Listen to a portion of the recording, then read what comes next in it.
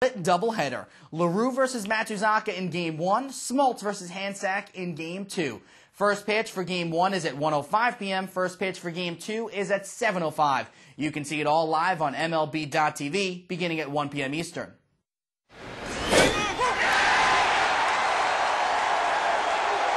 After being rained out Friday, the Atlanta Braves remain in Beantown for a split doubleheader against the Boston Red Sox at Fenway Park.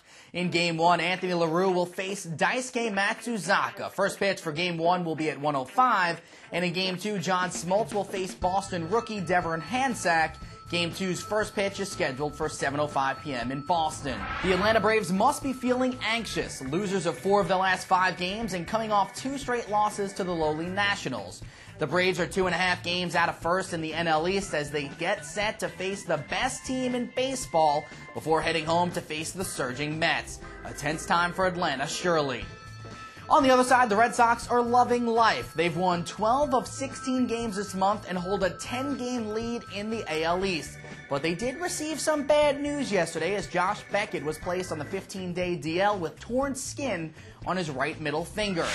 Atlanta Braves righty Anthony LaRue takes the mound in Game 1 of today's doubleheader. It will be the youngster's 3rd career start and first against Boston. Hopefully he's lost the butterflies after being touched up in his last outing. 5 earned runs in just 3 2/3 innings against the Pirates. To third base. Lowell picks it, goes to second. The complete game victory for Daisuke Matsuzaka. Boston righty Daisuke Matsuzaka will face LaRue in Game 1 as the Japanese star comes off his best outing of 2007. His first career Major League complete game, it was a 7-1 Red Sox win against the Tigers. Matsuzaka allowed 1 run on 6 hits and did not walk a batter for the first time this season. In Game 2 of the doubleheader, the Braves send their 40-year-old ace John Smoltz to the mound. He's a bit nicked up after dislocating his pinky in the 6th inning of Monday night's 2-1 loss to the Nationals, but he says he's fine to throw today. Smoltz will face Red Sox righty Devin Hansack in Game 2. The 29-year-old is making his first start of the season in place of the injured Josh Beckett. Sox fans might remember him from the 2006 regular season finale. He pitched 5 innings of no-hit ball before the game was called due to rain. So what has gotten into the Braves? Before they lost 4 of their last 5, they had won 5 straight, outscoring opponents 24-10. It's been a complete 180. During their recent skid, they've been outscored 25-10 in the 4 losses. Interleague play may just be the medicine the doctor ordered for the Braves, as they are 91-75 since interleague play started in '97. 6th best in the majors. Wondering how Boston has baseball's best record? Well, it's simple. They have it all. A solid offense, their .276 average leads the AL. A solid pitching staff, their 3.22 ERA leads the AL. And a filthy bullpen, whose 2.36 ERA also leads the AL. Simply put, the Red Sox have the full package. It's the Braves and the Red Sox in a split doubleheader. LaRue versus Matsuzaka in Game 1, Smoltz versus Hansack in Game 2.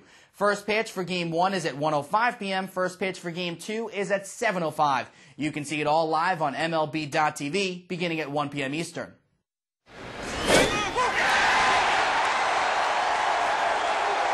After being rained out Friday, the Atlanta Braves remain in Beantown for a split doubleheader against the Boston Red Sox at Fenway Park. In Game 1, Anthony LaRue will face Daisuke Matsuzaka. First pitch for Game 1 will be at 1:05, and in Game 2, John Smoltz will face Boston rookie Devin Hansack. Game 2's first pitch is scheduled for 7:05 p.m. in Boston. The Atlanta Braves must be feeling anxious, losers of 4 of their last 5 games and coming off 2 straight losses to the lowly Nationals. The Braves are 2.5 games out of first in the NL East as they get set to face the best team in baseball before heading home to face the surging Mets. A tense time for Atlanta, surely. On the other side, the Red Sox are loving life. They've won 12 of 16 games this month and hold a 10-game lead in the AL East. But they did receive some bad news yesterday as Josh Beckett was placed on the 15-day DL with torn skin on his right middle finger. Atlanta Braves righty Anthony LaRue takes the mound in Game 1 of today's doubleheader. It will be the youngster's 3rd career start and first against Boston. Hopefully he's lost the butterflies after being touched up in his last outing. 5 earned runs in just 3 2/3 innings against the Pirates. to third base. Lowell picks it, goes to second. The complete game victory for Daisuke Matsuzaka. Boston righty Daisuke Matsuzaka will face LaRue in Game 1 as the Japanese star comes off his best outing of 2007. His first career Major League complete game, it was a 7-1 Red Sox win against the Tigers. Matsuzaka allowed 1 run on 6 hits and did not walk a batter for the first time this season.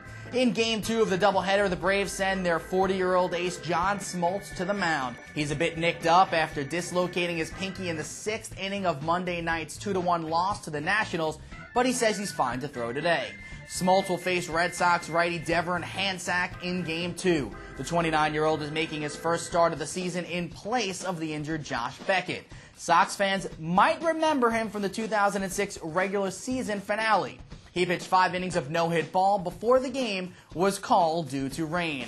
So what has gotten into the Braves? Before they lost 4 of their last 5, they had won 5 straight, outscoring opponents 24-10.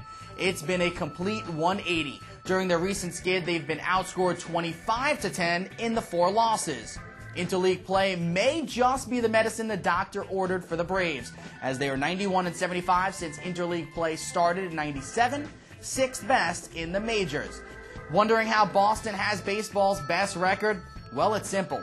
They have it all. A solid offense, their .276 average leads the AL. A solid pitching staff, their 3.22 ERA leads the AL. And a filthy bullpen, whose 2.36 ERA also leads the AL. Simply put, the Red Sox have the full package. It's the Braves and the Red Sox in a split doubleheader. LaRue versus Matsuzaka in Game 1, Smoltz versus Hansack in Game 2. First pitch for Game 1 is at 1:05 p.m. First pitch for Game 2 is at 7:05. You can see it all live on MLB.tv beginning at 1 p.m. Eastern.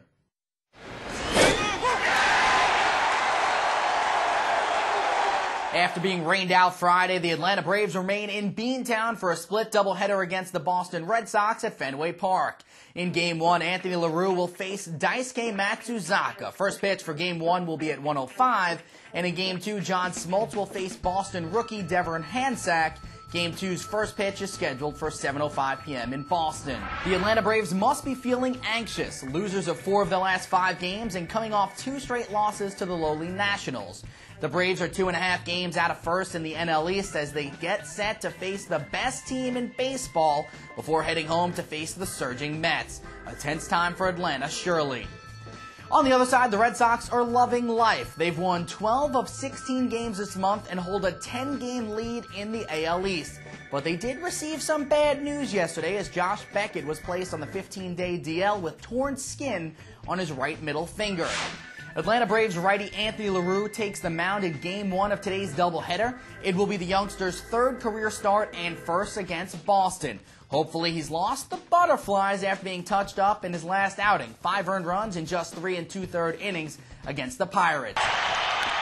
To third base. Lowell picks it, goes to second. The complete game victory for Daisuke Matsuzaka. Boston righty Daisuke Matsuzaka will face LaRue in Game 1 as the Japanese star comes off his best outing of 2007. His first career Major League complete game, it was a 7-1 Red Sox win against the Tigers. Matsuzaka allowed 1 run on 6 hits and did not walk a batter for the first time this season. In Game 2 of the doubleheader, the Braves send their 40-year-old ace John Smoltz to the mound. He's a bit nicked up after dislocating his pinky in the 6th inning of Monday night's 2-1 loss to the Nationals, but he says he's fine to throw today. Smoltz will face Red Sox righty Devon Hansack in Game 2. The 29-year-old is making his first start of the season in place of the injured Josh Beckett.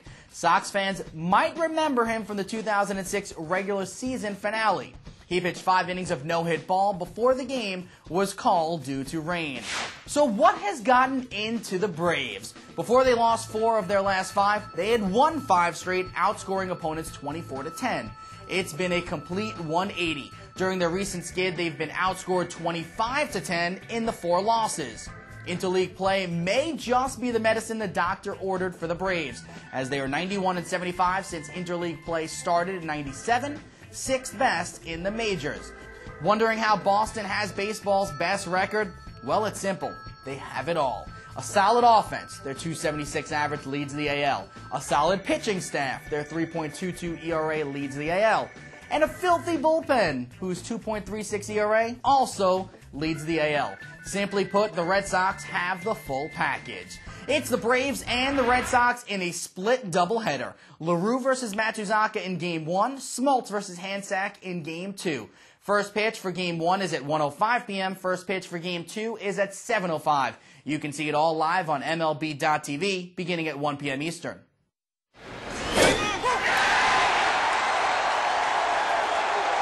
After being rained out Friday, the Atlanta Braves remain in Beantown for a split doubleheader against the Boston Red Sox at Fenway Park. In Game 1, Anthony LaRue will face Daisuke Matsuzaka. First pitch for Game 1 will be at 1:05, and in Game 2, John Smoltz will face Boston rookie Devin Hansack. Game 2's first pitch is scheduled for 7:05 p.m. in Boston. The Atlanta Braves must be feeling anxious, losers of 4 of their last 5 games and coming off 2 straight losses to the lowly Nationals. The Braves are 2.5 games out of first in the NL East as they get set to face the best team in baseball before heading home to face the surging Mets. A tense time for Atlanta, surely. On the other side, the Red Sox are loving life. They've won 12 of 16 games this month and hold a 10-game lead in the AL East. But they did receive some bad news yesterday as Josh Beckett was placed on the 15-day DL with torn skin on his right middle finger. Atlanta Braves righty Anthony LaRue takes the mound in Game 1 of today's doubleheader. It will be the youngster's 3rd career start and first against Boston. Hopefully he's lost the butterflies after being touched up in his last outing. 5 earned runs in just 3 2/3 innings against the Pirates. To third base, Lowell picks it, goes to second. The complete game victory for Daisuke Matsuzaka. Boston righty Daisuke Matsuzaka will face LaRue in Game 1 as the Japanese star comes off his best outing of 2007. His first career Major League complete game, it was a 7-1 Red Sox win against the Tigers. Matsuzaka allowed 1 run on 6 hits and did not walk a batter for the first time this season. In Game 2 of the doubleheader, the Braves send their 40-year-old ace John Smoltz to the mound. He's a bit nicked up after dislocating his pinky in the 6th inning of Monday night's 2-1 loss to the Nationals, but he says he's fine to throw today. Smoltz will face Red Sox righty Devin Hansack in Game 2. The 29-year-old is making his first start of the season in place of the injured Josh Beckett. Sox fans might remember him from the 2006 regular season finale. He pitched 5 innings of no-hit ball before the game was called due to rain. So what has gotten into the Braves? Before they lost 4 of their last 5, they had won 5 straight, outscoring opponents 24-10. It's been a complete 180. During their recent skid, they've been outscored 25-10 in the 4 losses. Interleague play may just be the medicine the doctor ordered for the Braves, as they are 91-75 since interleague play started in '97. 6th best in the majors. Wondering how Boston has baseball's best record? Well, it's simple. They have it all. A solid offense, their .276 average leads the AL. A solid pitching staff, their 3.22 ERA leads the AL. And a filthy bullpen, whose 2.36 ERA also leads the AL. Simply put, the Red Sox have the full package. It's the Braves and the Red Sox in a split doubleheader. LaRue versus Matsuzaka in Game 1, Smoltz versus Hansack in Game 2. First pitch for Game 1 is at 1:05 p.m. First pitch for Game 2 is at 7:05. You can see it all live on MLB.tv beginning at 1 p.m. Eastern.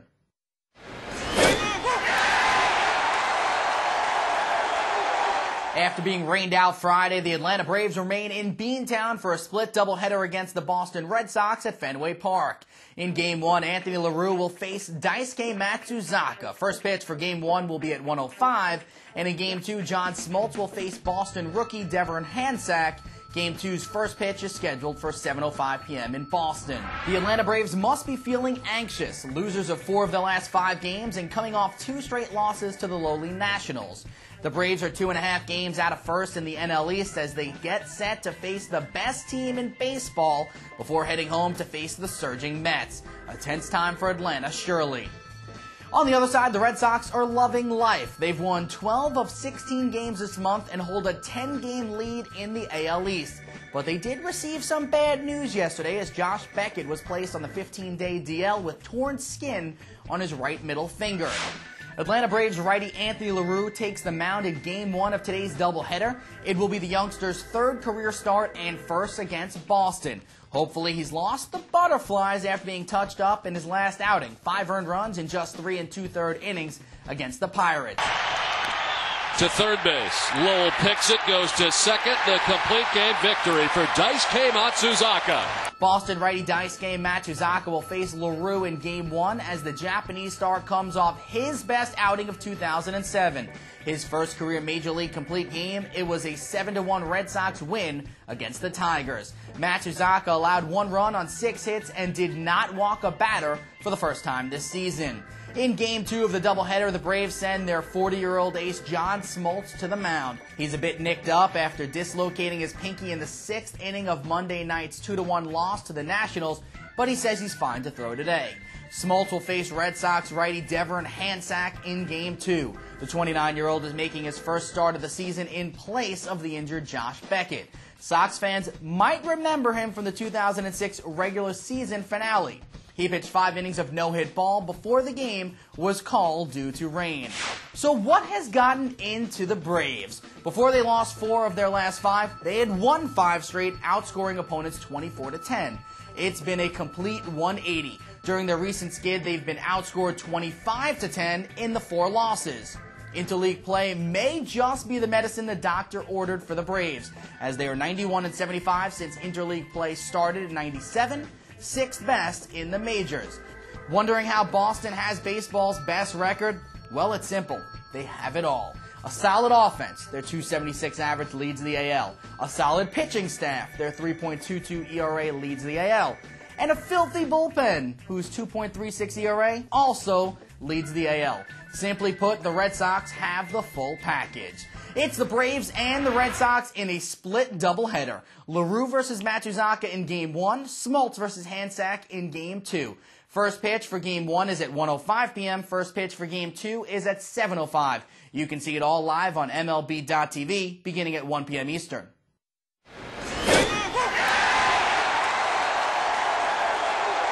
After being rained out Friday, the Atlanta Braves remain in Beantown for a split doubleheader against the Boston Red Sox at Fenway Park. In Game 1, Anthony LaRue will face Daisuke Matsuzaka. First pitch for Game 1 will be at 1:05, and in Game 2, John Smoltz will face Boston rookie Devon Hansack. Game 2's first pitch is scheduled for 7:05 p.m. in Boston. The Atlanta Braves must be feeling anxious, losers of 4 of their last 5 games and coming off 2 straight losses to the lowly Nationals. The Braves are 2.5 games out of first in the NL East as they get set to face the best team in baseball before heading home to face the surging Mets. A tense time for Atlanta, surely.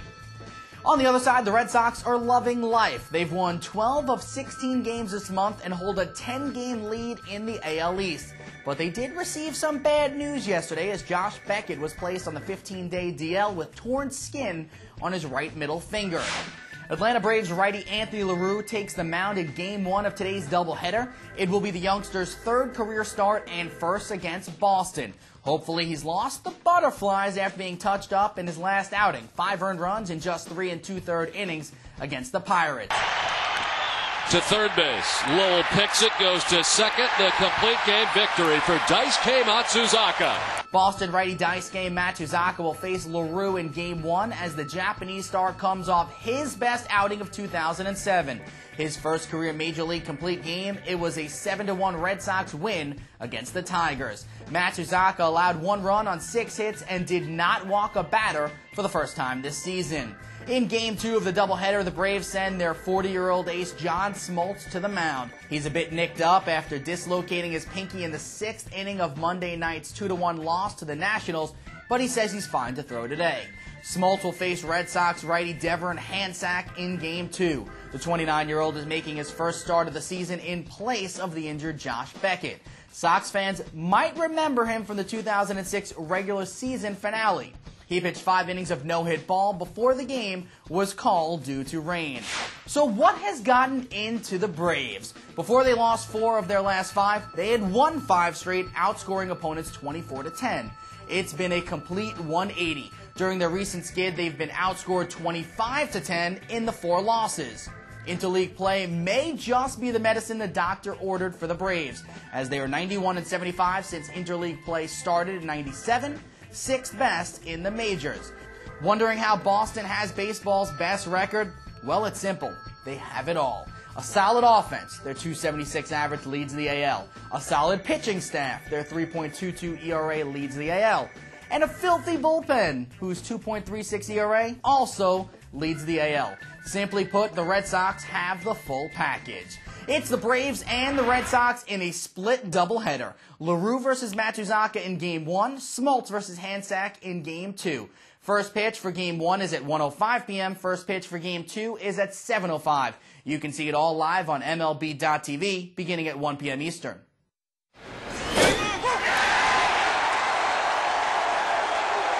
After being rained out Friday, the Atlanta Braves remain in Beantown for a split doubleheader against the Boston Red Sox at Fenway Park. In Game 1, Anthony LaRue will face Daisuke Matsuzaka. First pitch for Game 1 will be at 1:05, and in Game 2, John Smoltz will face Boston rookie Devin Hansack. Game 2's first pitch is scheduled for 7:05 p.m. in Boston. The Atlanta Braves must be feeling anxious, losers of 4 of their last 5 games and coming off 2 straight losses to the lowly Nationals. The Braves are 2.5 games out of first in the NL East as they get set to face the best team in baseball before heading home to face the surging Mets. A tense time for Atlanta, surely. On the other side, the Red Sox are loving life. They've won 12 of 16 games this month and hold a 10-game lead in the AL East. But they did receive some bad news yesterday as Josh Beckett was placed on the 15-day DL with torn skin on his right middle finger. Atlanta Braves righty Anthony LaRue takes the mound in Game 1 of today's doubleheader. It will be the youngster's 3rd career start and first against Boston. Hopefully he's lost the butterflies after being touched up in his last outing. 5 earned runs in just 3 2/3 innings against the Pirates. To third base, Lowell picks it, goes to second. The complete game victory for Daisuke Matsuzaka. Boston righty Daisuke Matsuzaka will face LaRue in Game 1 as the Japanese star comes off his best outing of 2007. His first career Major League complete game, it was a 7-1 Red Sox win against the Tigers. Matsuzaka allowed 1 run on 6 hits and did not walk a batter for the first time this season. In Game 2 of the doubleheader, the Braves send their 40-year-old ace John Smoltz to the mound. He's a bit nicked up after dislocating his pinky in the 6th inning of Monday night's 2-1 loss to the Nationals, but he says he's fine to throw today. Smoltz will face Red Sox righty Devin Hansack in Game 2. The 29-year-old is making his first start of the season in place of the injured Josh Beckett. Sox fans might remember him from the 2006 regular season finale. He pitched 5 innings of no-hit ball before the game was called due to rain. So what has gotten into the Braves? Before they lost 4 of their last 5, they had won 5 straight, outscoring opponents 24-10. It's been a complete 180. During their recent skid, they've been outscored 25-10 in the 4 losses. Interleague play may just be the medicine the doctor ordered for the Braves, as they are 91-75 since interleague play started in '97. 6th best in the majors. Wondering how Boston has baseball's best record? Well, it's simple.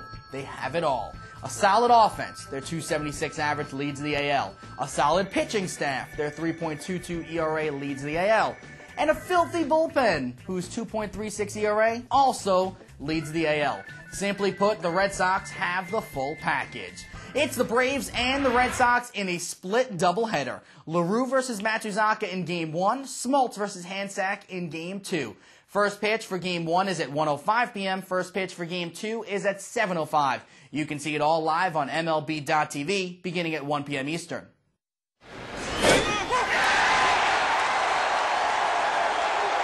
After being rained out Friday, the Atlanta Braves remain in Beantown for a split doubleheader against the Boston Red Sox at Fenway Park.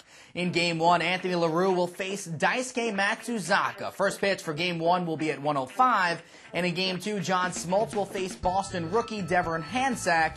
Game 2's first pitch is scheduled for 7:05 p.m. in Boston. The Atlanta Braves must be feeling anxious, losers of 4 of their last 5 games and coming off 2 straight losses to the lowly Nationals.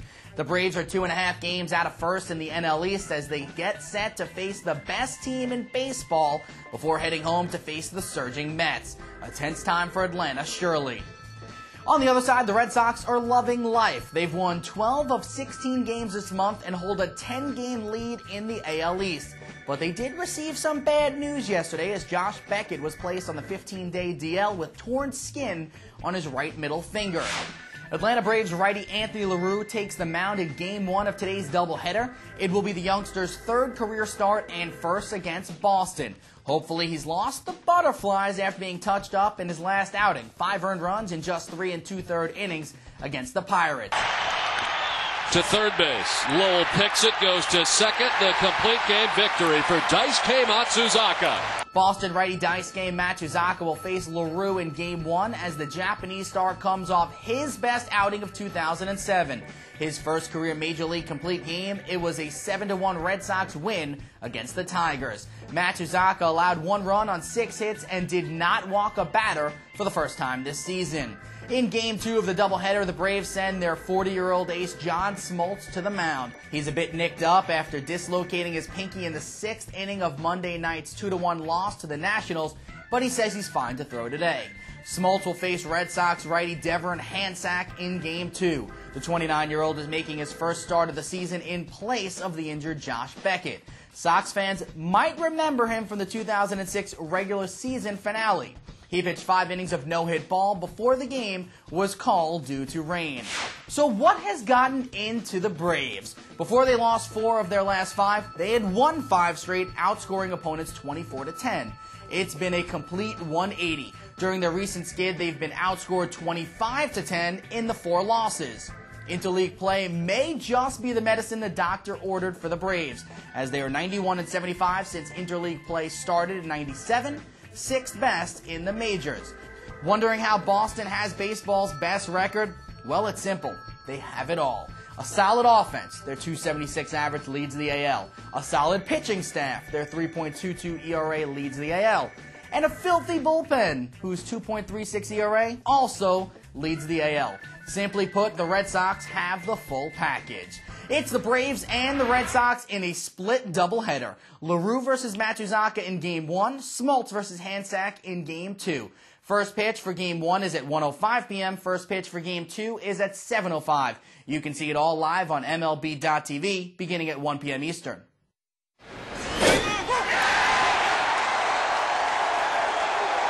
After being rained out Friday, the Atlanta Braves remain in Beantown for a split doubleheader against the Boston Red Sox at Fenway Park.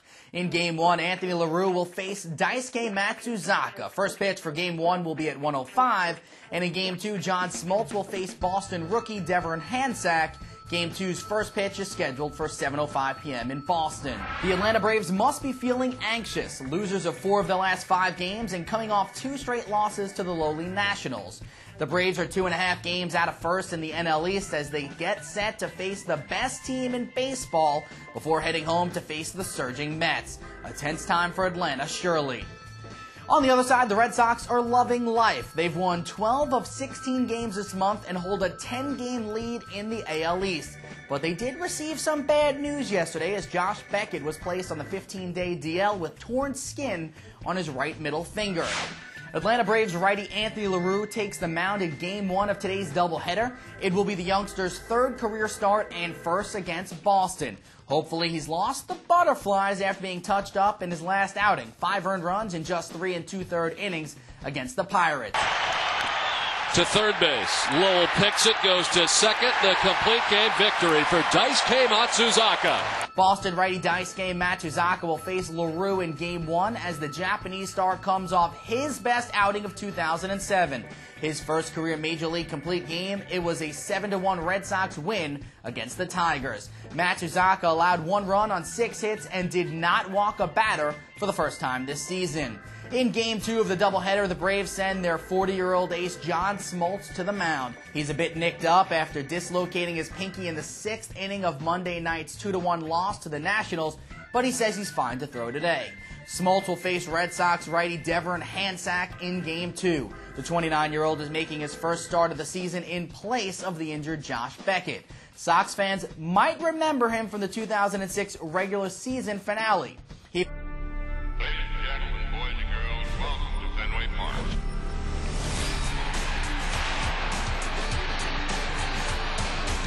They struck him out, and the Red Sox win.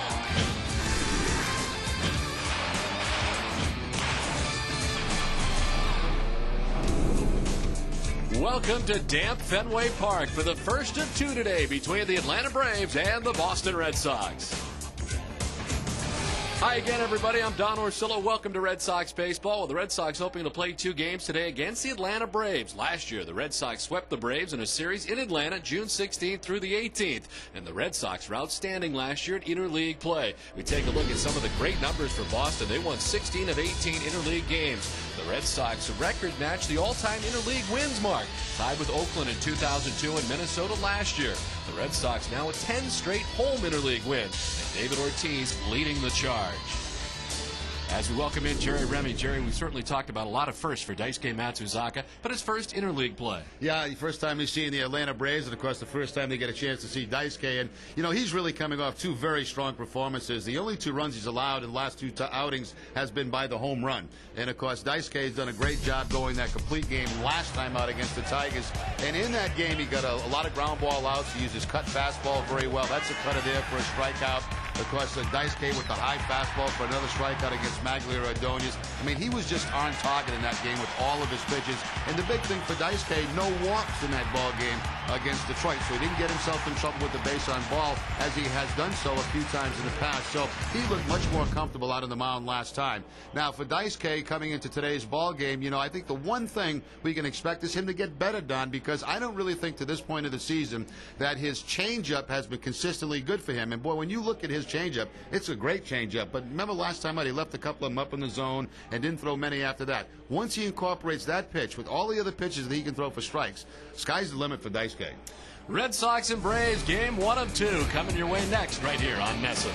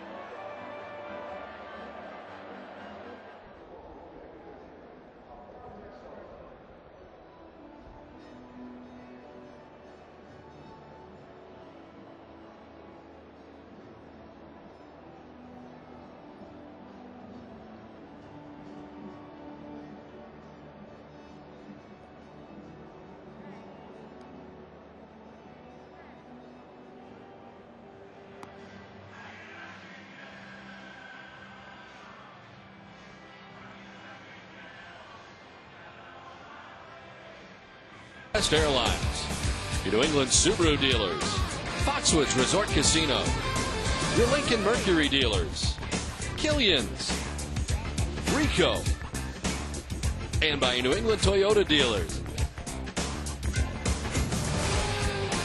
Well, welcome to rainy Fenway Park, where right now it's nothing more than a drizzle or a mist. And Walter's got the rain gear ready to go here today on what has been a rainy 24 hours in Boston, to say the least. Red Sox take the field as the field in very good condition. Of course, the infield covered up, and the drainage system here at Fenway outstanding as the Red Sox get ready to play the first of 2 today, and hopefully this weather will clear up as the day goes on. Let's check out the visiting Atlanta Braves starting lineup, brought to you by Panasonic. Kelly Johnson leads it off at second base. Old friend Edgar Renteria at shortstop. Chipper Jones at third base. Andrew Jones in center field. Brian McCann does the catching with Jeff Francoeur in right field. Scott Thurman at first base. Matt Diaz, the designated hitter. And Willie Harris in left field bats ninth. Panasonic brings us the starting pitcher. And today for Boston, it's Daisuke Matsuzaka. Daisuke making his 9th start of the season, 5-2 with the 4.17, 52 strikeouts for Matsuzaka. That puts him 9th in the American League in that category. And of course, last time out, the complete game against the Tigers. 6 hits allowed, 1 earned run. That came on a home run by Curtis Granderson. No walks in that game for Daisuke, and 5 strikeouts. The Red Sox defense is brought to you by your Boston area Lexus dealers. They are 10th in the American League with 28 errors in 40 games. Mike Lowell will be at the third base. Julio Lugo, the shortstop. Dustin Pedroia at second and Kevin Youkilis at first. Left to right, Manny Ramirez, Coco Crisp, and J.D. Drew. And Jason Varitek doing the catching in game 1 for Daisuke Matsuzaka. The umpiring crew, Mike Riley has the play calling the balls and strikes. Jeff Kellogg at first base, Chad Fairchild at second base, and Derek Cooper is the umpire at third. Where available, this telecast can be heard in Spanish by selecting the SAP button on your television remote. Enjoy the game. Buenas tardes, amigos. Well, Daisuke Matsuzaka making sure with Mike Riley, the home plate umpire, that on this cool day he can blow in his hand while on the mound. That became an issue last time out for Daisuke. So you see Riley telling him, yes, it's okay. And then once he did that, Riley notified the Atlanta dugout, yes, pitchers today, because of the cool temperatures, can blow on the hand while on the dirt on the mound. And it is indeed a cool day here today at Fenway Park. I'll tell you, Don, I'm surprised we got off at 1 o'clock. I mean, It rained hard here this morning. It looked like it might be one of those 3 o'clock starts, but right on time, as it kind of let up about an hour ago to a mist. And it was nice to see that top come off the field, and we'll get these 2 games in. Just 50 degrees. And a drizzle is a good way to describe it right now. In from center field at 5 miles per hour, the wind, as Kelly Johnson ready to get it started here for the Atlanta Braves. Johnson starts today at .275 with 5 homers and 21 runs batted in. The Braves coming in find themselves 2 games back of the Mets, who were victorious last night against the Yankees. As the first pitch of this one is outside for ball 1. Bobby Cox, the great Bobby Cox. Bobby Cox right now in sole possession of 4th place on the all-time managerial victory list at 2,195 victories. I mean, how rare is it to see a manager stay with a club as long as Bobby Cox has been with Atlanta? You know, you saw it out in the West Coast with Walter Alston, and of course Lasorda was there for a long time, but there you see all-time wins, 2,196 for Bobby Cox. Just past Hall of Fame manager Sparky Anderson, as you saw on the list. How about being 494 games over 500? That's why you manage a long time with the same team. As long as they're good. And he has been very good. He, along with John Sherholtz, as you mentioned, Jerry, they've made a great tandem over the years. Reloaded again this season and ready to go. As the 1-2 pitch, did he go? They'll check. No, says Eric Cooper, the third base umpire. It's 2-2.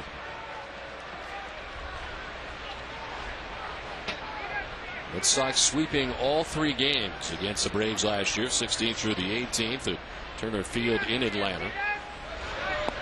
Strike 3 call. Once again, that pinpoint control outside corner with the fastball for Daisuke. He had 5 strikeouts last time against Detroit, 8 the game before against Toronto.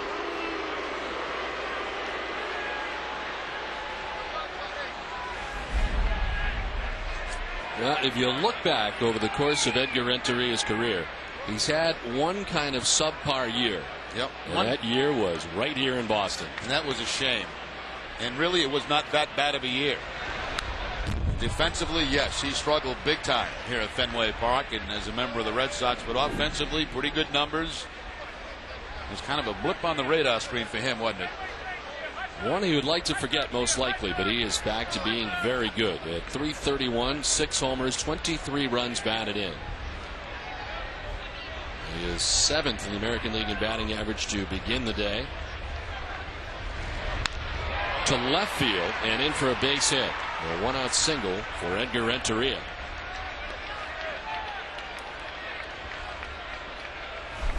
Renteria now with a 5-game hitting streak. He gets the cut fastball, it looks like, from Daisuke that stays up in the zone and out over the plate. And Renteria picks up the base hit. So 1 out, 1 on, and it brings up Chipper Jones, who's off to a fantastic start to begin the season. He's already got 11 home runs to go along with a .300 batting average and 25 runs batted in. A check swing foul.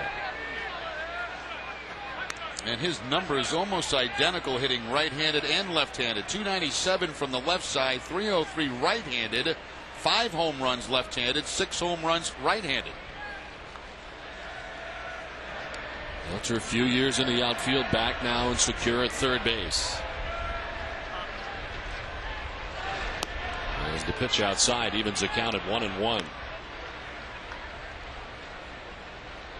So a 6-game hitting streak going, and is 5 for his last 13. Missed a couple of games and got back in the lineup midweek. Missed 4 straight games with both the bruised wrist and thumbs following a collision on Friday with Jose Bautista, the third baseman for the Pirates. Matsuzaka ahead 1-2.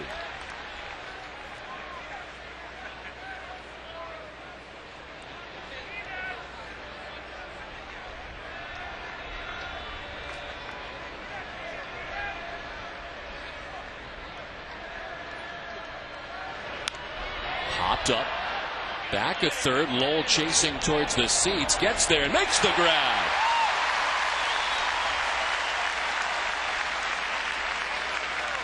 That ball hit high enough by Chipper Jones where Lowell could get back to the wall and kind of brace himself to make the catch. Takes a peek, see how much room he has to go, and then able to make the catch on Chipper Jones. That was a changeup from Matsuzaka to get that pop up from Chipper. So 2 down. Edgar Renteria is still at first base, and here's Andrew Jones.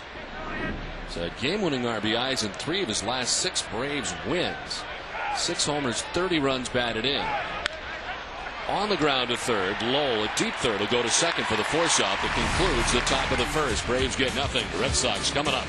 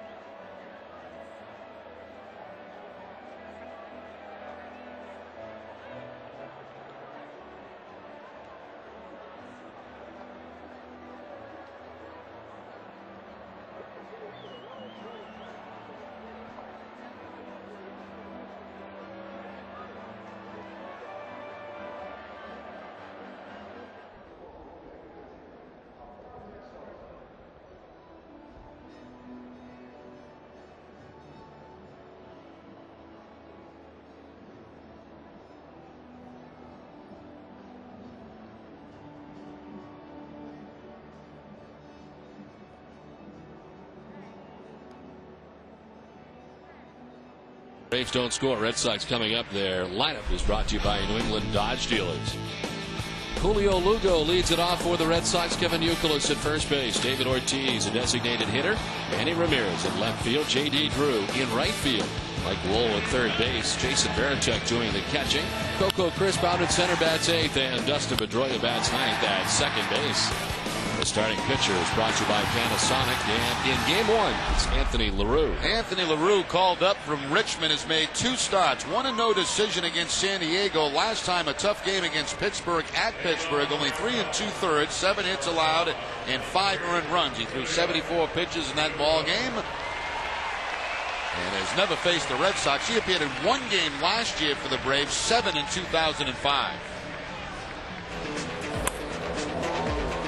The defense this afternoon for the Atlanta Braves will have Chipper Jones at third base, Edgar Renteria the shortstop, Kelly Johnson at second, Scott Norman at first, Willie Harris, Andrew Jones, Gold Glove winner in center field, and Jeff Francoeur at right, Brian McCann doing the catching.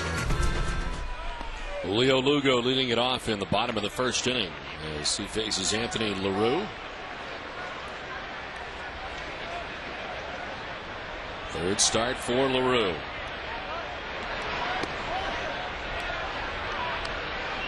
According to the scouting report I saw this morning, fastball, slider, changeup from LaRue. Lugo hits it to deep left, up and gone into the monster seats. What a start to the doubleheader for Boston. Lugo takes it out of the yard.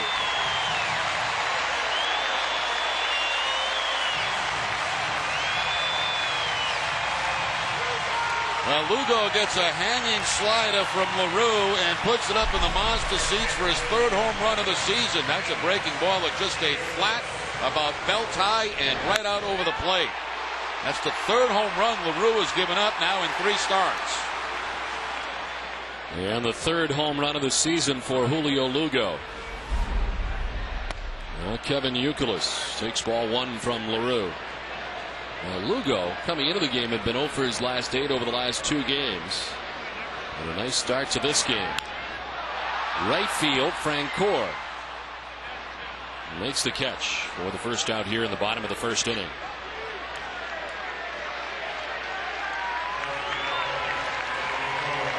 The home run for Julio, the first since the 9th of May when he hit one at Toronto off lefty Scott Downs.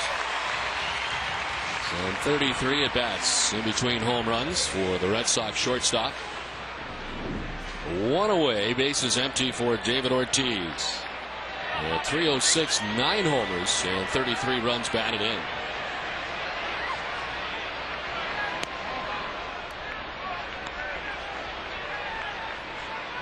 Only one player in this Red Sox lineup who've ever faced LaRue. That's Mike Lowell. That's only 1 at bat. So they're getting a very first look. And certainly Lugo liked what he saw on that breaking ball.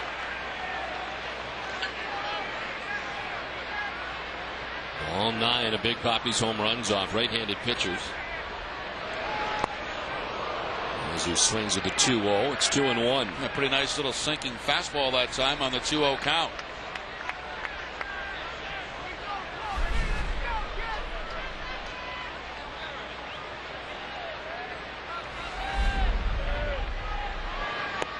Outside, and is behind Ortiz 3-1. They got the full shift on. With Renteria on the right side of the infield, and Chipper Jones swung over, way over towards second base. The outfield, however, plays it straight up. We've seen a couple of different variations lately of how the outfielders are set up on the shift. Fouled off and a full count now. Well, how do you like our schedule, Don? You play 2 a game, 2 a day, you take a day off, come back, play 2 more. Not bad. I think the players certainly would rather not have this scenario, playing a doubleheader. Certainly very difficult to be able to sweep both games, as the Red Sox did the other day. Now, there was some talk that the Red Sox wanted to play just 1 today and 1 on Sunday, but that was kind of vetoed, I think, by the Atlanta Braves. The Atlanta Braves wanted to try to get all 3 games in. That's why the day-night doubleheader today. There were a couple of mutual off days later in the season, but it would have caused the Braves to come in for 1 game and out. David Ortiz has now walked at least once in 21 of the last 22 games. A 1-out walk here in the first inning. Well, I guess having done it a few times, you can understand them not wanting to come back here as the traveling team for 1 game. Yeah, we've had to do that a few times, and it's a little bit uncomfortable. But I'll say one thing: that 1 game we went into Philadelphia a few years back really got things going for the Red Sox, didn't it? Sure did. Had a big win that day and had a great road trip. A grand slam for Trot Nixon that day at Old Veterans Stadium in Philadelphia. As Manny Ramirez takes strike 1 from Anthony LaRue.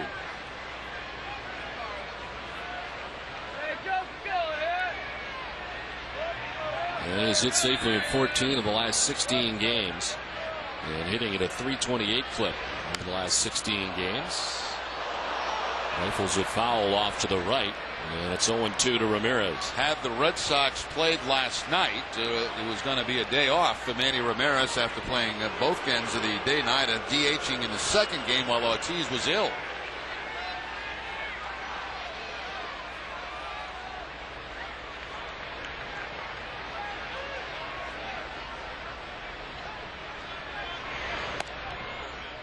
Outside with hard stuff at 94 from LaRue. And it's a ball and 2 strikes. And he was hitting at just 248. He's really picked it up since the end of April into May.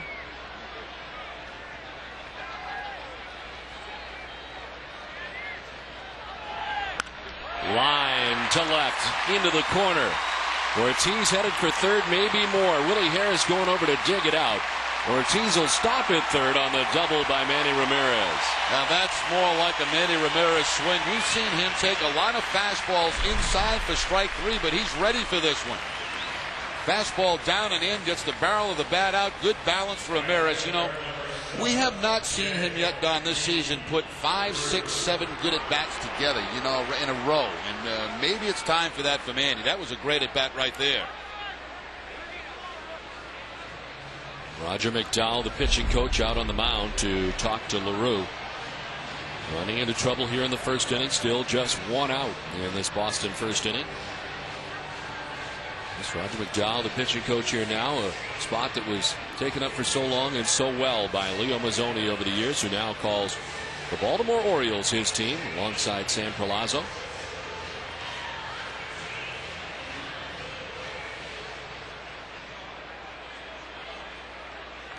One out. Ortiz at third base. Ramirez at second. And here's J.D. Drew. A couple of days out of the lineup.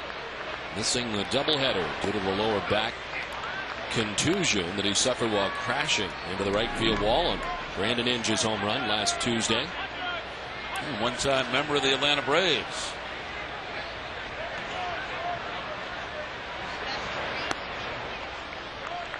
Two and 0.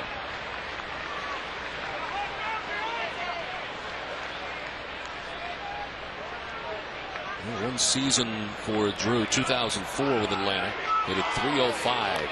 As they will now put him on with first base open. Now trying to set up a double play. Load the bases once he fell behind in the count. Take your chances with Lowell, and Bobby Cox hoping for a ground ball double play. Second walk of the inning, the first of the intentional variety.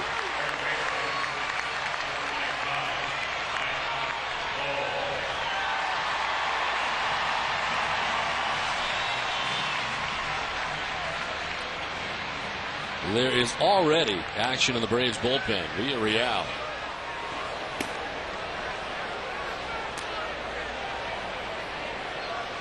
A tough spot for the Braves if you got to get into that bullpen early in game 1 of a day-night doubleheader. As Lowell takes strike 1 from LaRue. Ranked at 317 to begin the day. 7 homers and 30 runs batted in. He's hit safely in 9 straight games.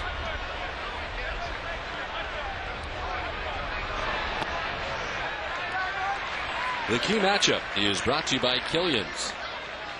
And so far, friendly Fenway, Mike Lowell 377 this season. 3 of his 7 home runs coming at home. 2-1. David Ortiz at third base. Manny Ramirez at second base. And J.D. Drew at first.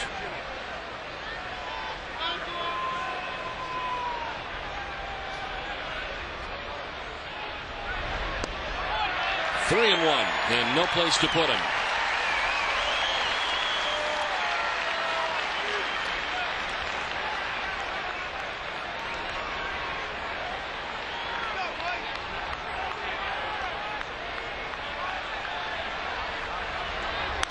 Lowell lifts a fly ball out towards left center field. It is Andrew Jones, who possesses a great arm. And they're not going to try the arm of Jones, even though it was in medium depth center. As There are 2 outs, and Ortiz remains at third. Yeah, that's a no-no with Andrew Jones. He was playing shallow like he always does, and then watch him get himself in position to make the throw. He's got momentum going toward home plate. All Ortiz is trying to do there is draw a throw, and hopefully a bad one that might get by the catcher. Not the case.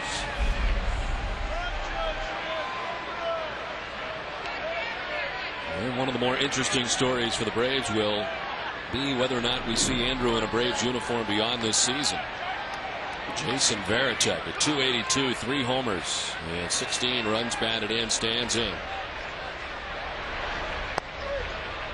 LaRue starts off ahead. Varitek over the last 11 games hitting at .385.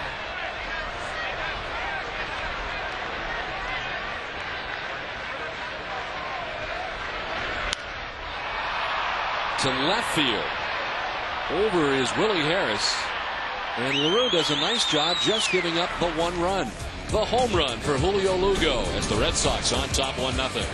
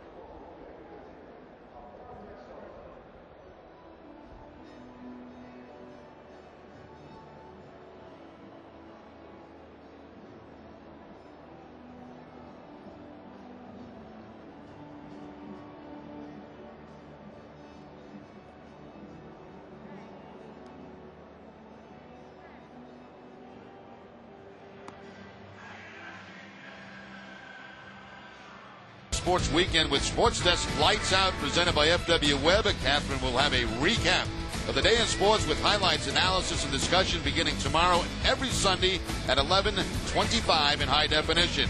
The weekend is not over until it's lights out. Well, the Red Sox could have done a lot more damage in that first inning as they leave the bases loaded. And on 27 pitches, Anthony LaRue surrenders just the 1 run. Julio Lugo picking up his 3rd home run of the season. It is a 1-0 Boston lead, and Brian McCann, the Braves catcher, leads it off here in the 2nd.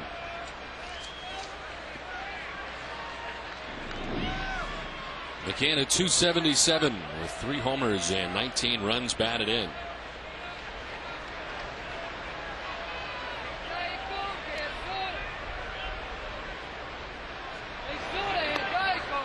Matsuzaka missing inside, ball 1.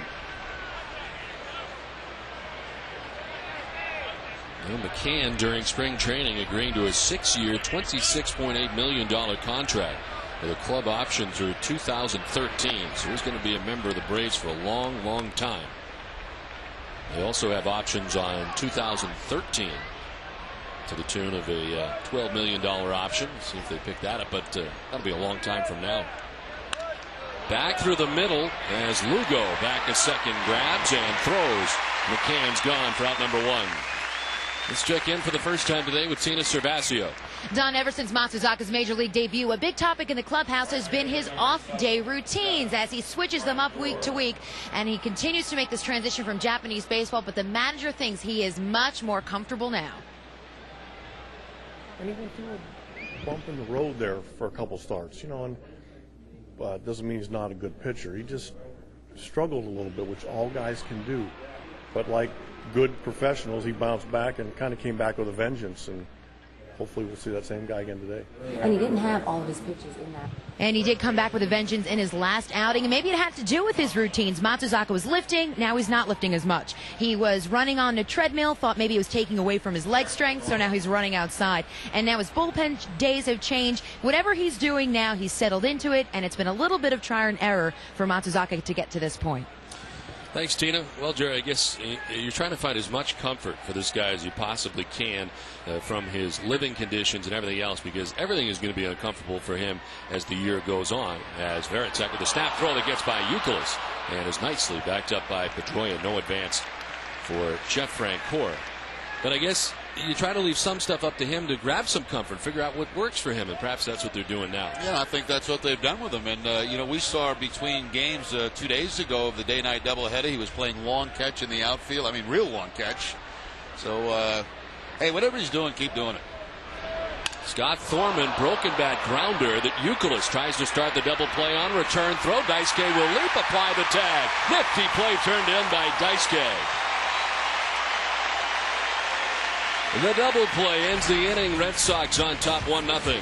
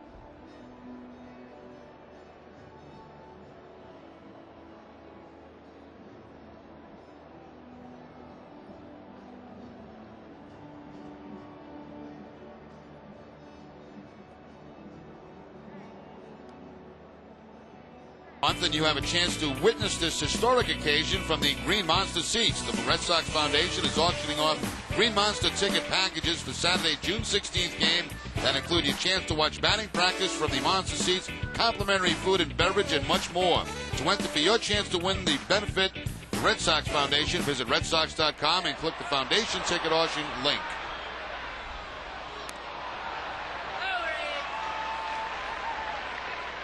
Well, the ball actually traveled, the bat, I should say, traveled farther than the baseball.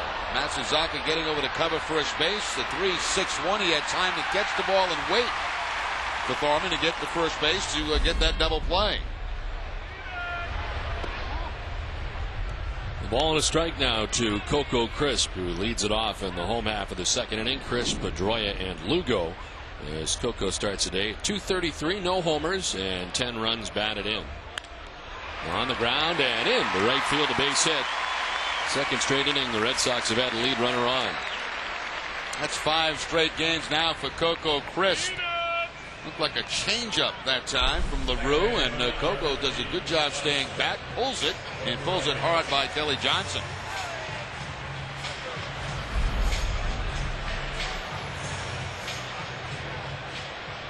So Coco aboard. Here's Dustin Pedroia.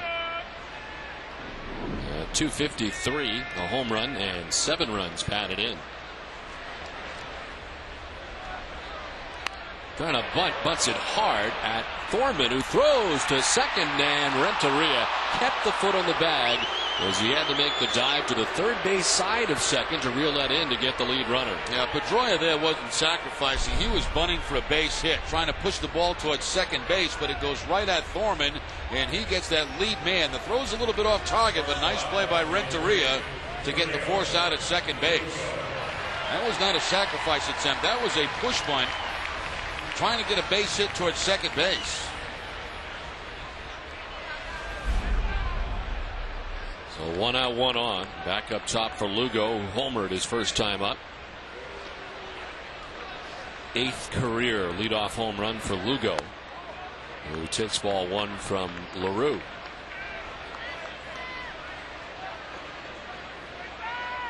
Lugo coming into today had 1 home run against a right-hander, 1 home run against a left-hander.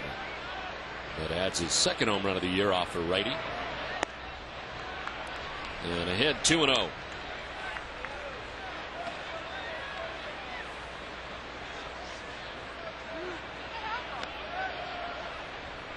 that's 3 home runs for Lugo, have all come in the last 17 games. Fouled off to the right, 2-1.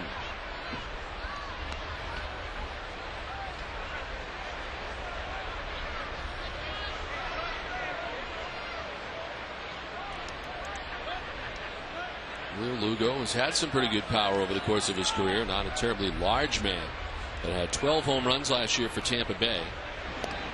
His career high in home runs was 15, and he did that in Tampa Bay back in 2003 in his first season with the Devil Rays. And coming into the year, a total of 68 Major League home runs for Julio Lugo. The shallow right center. Jones coming in. So is Francoeur, but it'll be Andrew who makes the catch, and there's 2 down.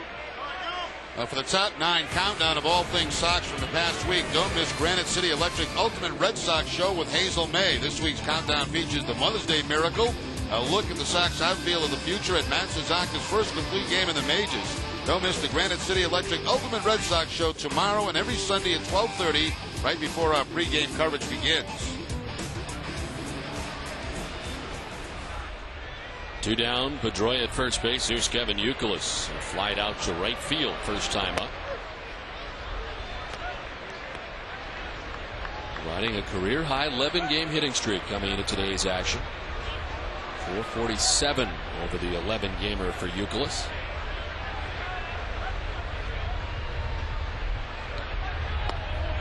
His previous high in the season had been a 9-game hitting streak.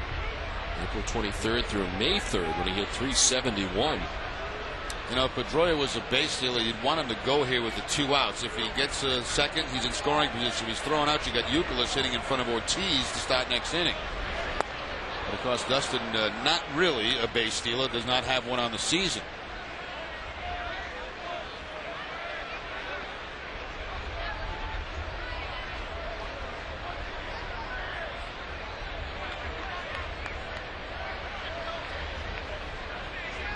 One and 2 the count to Youkilis. 2-2. 93 that time from LaRue.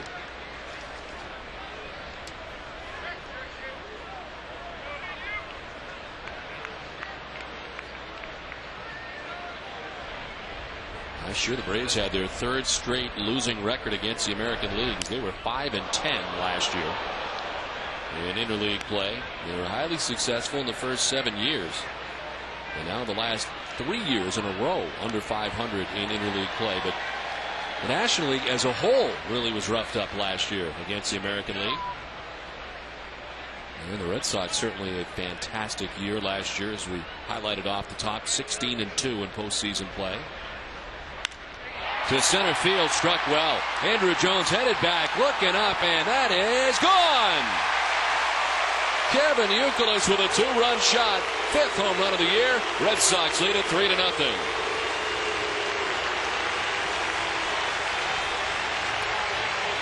Well, Kevin Youkilis showing some power over the last few games. He gets the fastball and he puts it right into that backdrop in center field. Now, not as far as the one he hit the other day that went off that back wall, but just over the wall for the 2-run home run. So the number 1, number 2 hitters in the Red Sox lineup today with the long ball. Now David Ortiz. And with one swing of the bat extends that hitting streak now to 12 games for Youkilis. Ortiz fooled on that pitch, and it's a ball and a strike.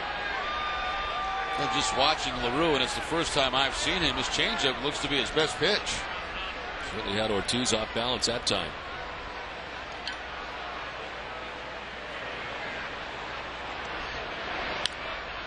On the ground, foul outside of first base.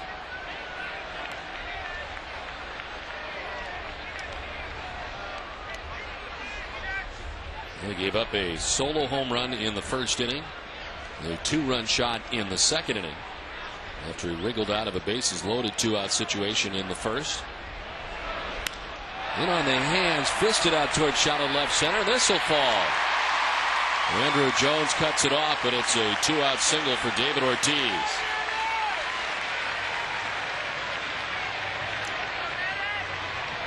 And once again, there'll be some action down in that bullpen for the Atlanta Braves for the second time early in this ball game. Villarreal again.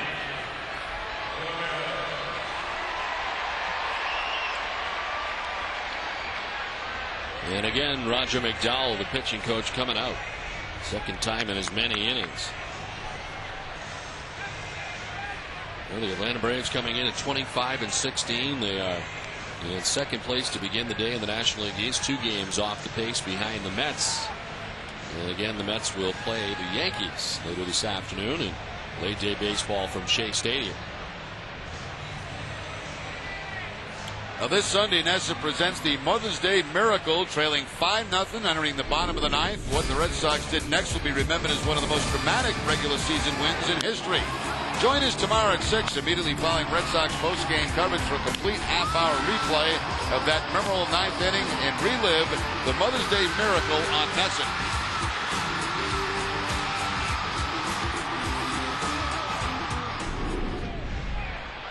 A drizzly day at Fenway Park as a mist continues to fall.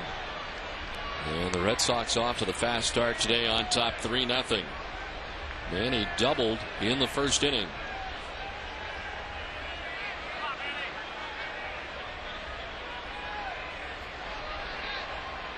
Hard stuff inside. Manny drops the bat trying to get out of the way.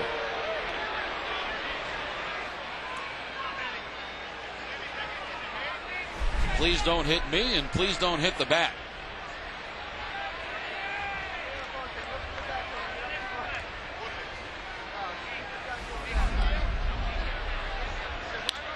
And he hits a fly ball to right, sized up by Jeff Francoeur out there in right. And the Red Sox are gone in the second, but a 2-run shot for Kevin Youkilis has Boston on top 3-0.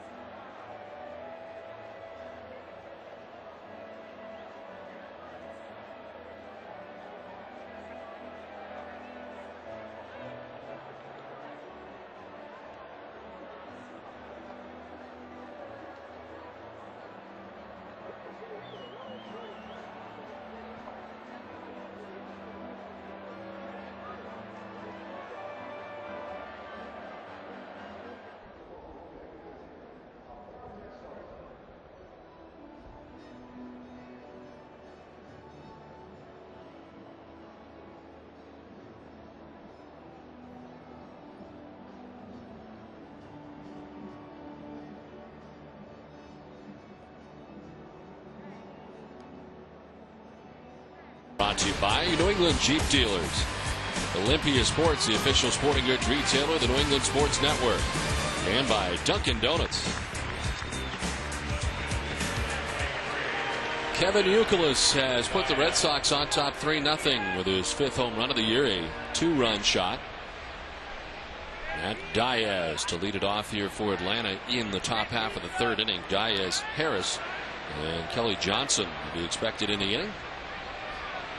Daisuke's thrown the number on his back through the first 2, just 18. Pitch 19 misses for ball 1 to Diaz. 316, 2 homers, and 5 runs batted in. Braves able to use the DH in this interleague series in an American League park. To left, hit hard, and off the scoreboard. And he plays the carom quickly. Diaz thinking too, better hurry up. The throw is in time. They got him. Ramirez guns him down. Welcome to Fenway Park, Matt Diaz. And that's going to bring an argument by Bobby Cox.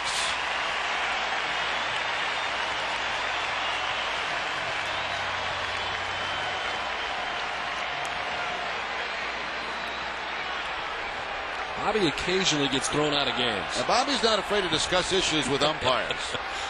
Not much of an argument there as he'll head back to the Atlanta dugout. But you know, what makes Manny special is how quickly he gets rid of the ball. I mean, he throws it back in like it's a shortstop, charging a ground ball and throwing to first base. And incredibly on target. I mean, he plays it with the glove. Now the underhand throw, sidearm throw to second base, on target. Pedroia with his back turned to the run. A very close play at second base. Ooh. And he picks up his 2nd assist. So a hit and thrown out 7-4 for the first out of the inning. Here's former Red Sox infielder Willie Harris. He gets the start in left field for the Atlanta Braves. Harris sitting at 404, no homers and 5 runs batted in.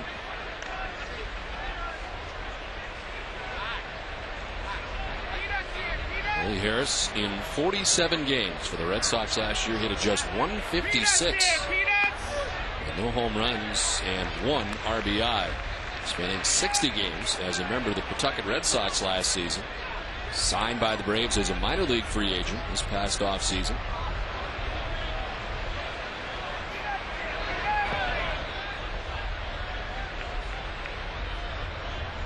Sits safely in 10 of 12 starts. And started the year at AAA Richmond for the Richmond Braves, and on April 29th was called up when Ryan Langerhans was traded away to the Oakland A's. And his debut in left field for Atlanta on the 30th against the Philadelphia Phillies. Swing and a miss. Gets away briefly from Veritek, who fires down to first. 2nd strikeout for Matsuzaka. 2 down. That looked like the split of that time from Matsuzaka to pick up the strikeout. In the last game, he threw a couple that would break into those lefties. This one breaks it down and away from Harris. And Veritek has to throw him out at first base. That's what we're talking about down in the open. I don't think yet this season that splitter or changeup has been consistent for Matsuzaka, and once it becomes more consistent, that's 2 more pitches they got to think about. Well, he struck out Kelly Johnson first time up in the 1st inning, and now it's 2nd time through the Braves order.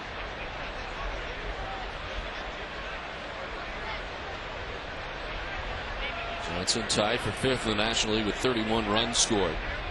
He's walked 30 times. And a .397 on base percentage.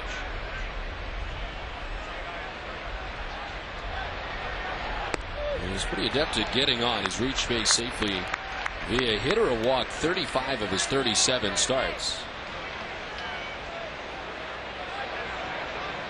And a very slow start to the season, but hot very quickly.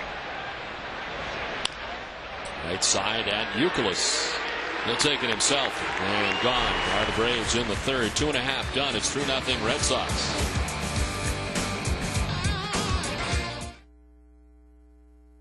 Yeah, we'll play this game in about $1.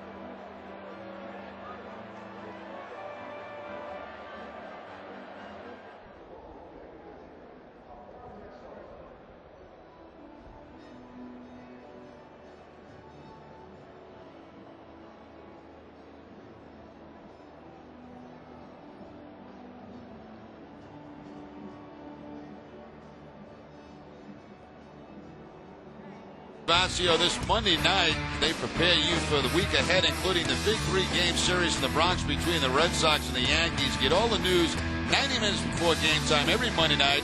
It's Monster Monday, this and every Monday, live in HD and only on NESN.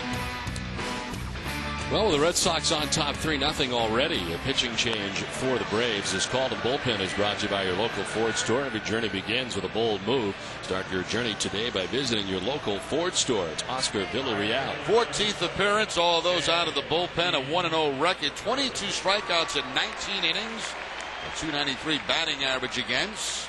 Last time Villarreal worked was on the 16th. That was at Washington. A couple of innings in that game.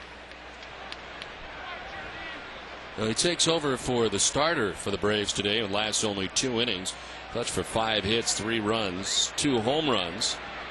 Walked 2 unintentionally and did not strike anybody out. So the Braves into their bullpen early in game 1 of a day-night doubleheader. The last thing you really want to have happen. And it may not be a case that he's going to log a lot of innings here for them, because the Braves already have somebody else up in the pen behind him.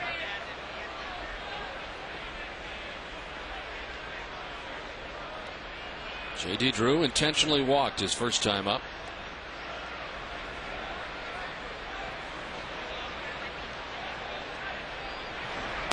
Swing and a miss, and it's 1-2.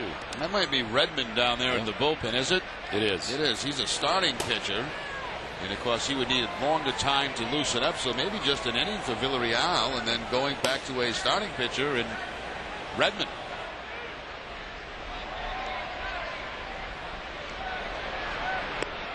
Drew lays off, and it misses outside. 2-2. Well, we had a feeling after watching J.D. Drew jump into the short fencing out there in right field over and over again that it was not going to be something that he was going to easily be able to get over, and that it would not certainly be more sore the next day. And he is back here today and swings and misses for the first out of the 3rd inning. Let's check back in with Tina Cervasio. Tina. Don, J.D. Drew says that his back does feel much better, although the weather hasn't exactly been ideal with somebody with a back injury.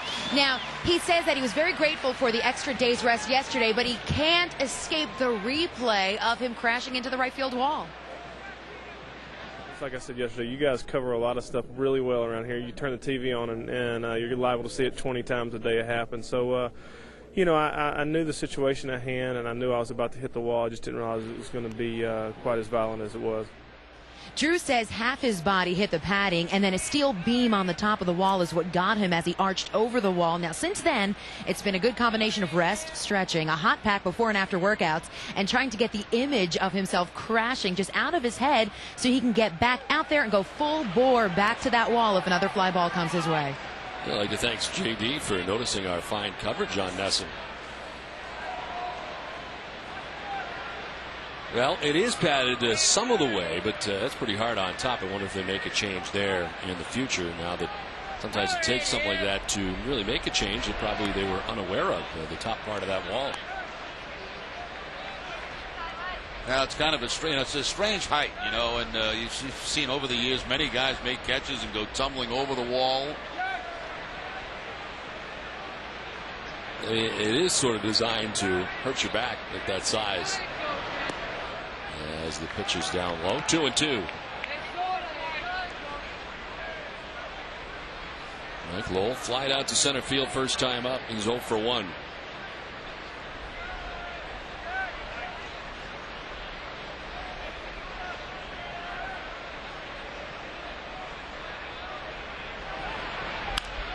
To right field. And a fair ball. Over is Francoeur. Plays it off the wall. Lowell thinking 2. And Mike into second base, standing with a 1-out double. Now Mike Lowell again taking that fastball to the opposite field, the inside-out swing. Lowell picks up his 10th double of the season. Just a couple out of the top 10 in the American League. Francoeur, very good throwing arm, gets it back in quickly, but no chance to get Lowell.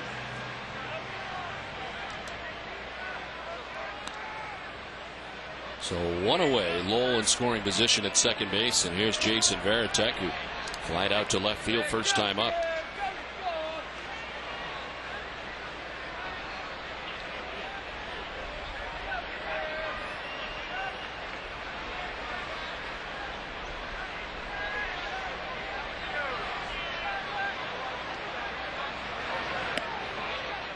Braves beginning their 15-game interleague portion of their schedule. The 3 games here against the Red Sox. They'll also travel to Minnesota to play the Twins. They'll go to Cleveland, and they will host the Red Sox on the back end of the natural rival series, and then they'll host the Detroit Tigers as part of their interleague schedule. You know, Don, you look out at the scoreboard and the standings, and this is not said to, you know, because, oh, look at us, how good we are. But, I mean, that's a strange-looking standing, isn't it? Sure is. What a race for second place right now.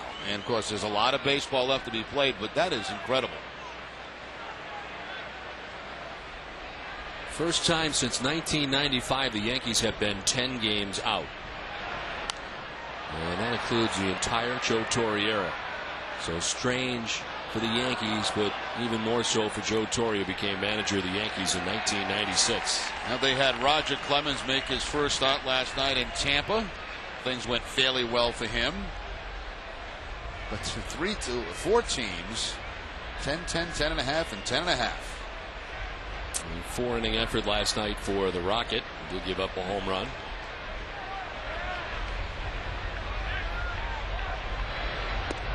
Inside Veritek, and it's 3-1.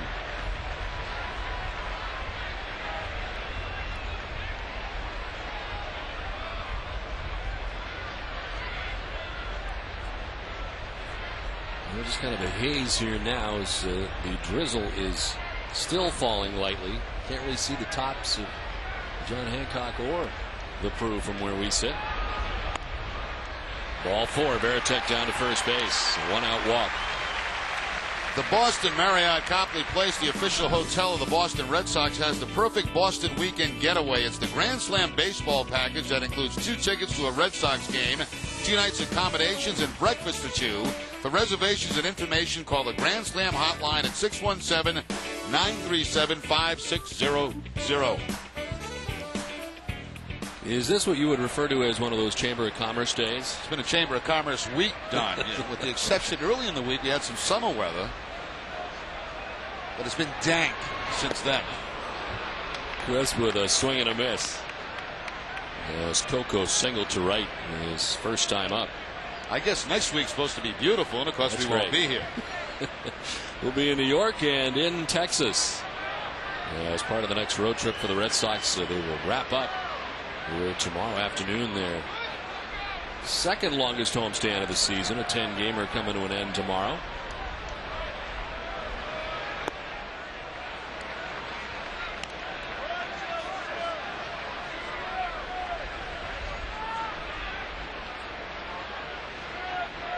Some of that Yankees-Mets game last night from Shea. They really are scuffling right now. Some guys in some long slumps. Giambi being one of them. Pinch hit in last night's game, but Bobby Abreu is not doing much right now for the Yankees either. Not even walking, which you'd expect him to do. You are a baseball fanatic. You just can't get enough of this stuff as you watch every game possible. Love it. You know what I watched last night? No baseball? No. I watched... Is it MTV that has the HD? The channel? I think MTV, yeah. They got an HD channel now. They do. And they had like inside some concerts and stuff. It's pretty good. On the ground at Renteria to second for 1. On to first. Double play. Grounded into by Coco Crisp that ends the third. Through 3. It's Boston 3, Atlanta nothing.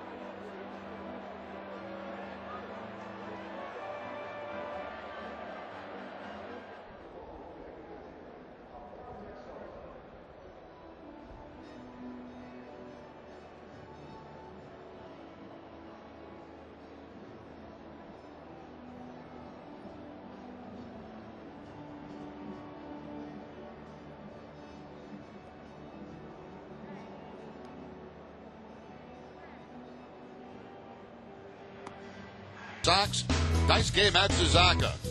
That's tomorrow, May 20th, only in the Boston Globe. 3-0, Red Sox on top. Daisuke has made pretty quick work of the Braves through the first 3 innings, just 27 pitches. He has given up a hit in each inning. And will face former Red Sox shortstop Edgar Renteria, then Chipper Jones and Andrew Jones in the toughest portion of this Braves lineup.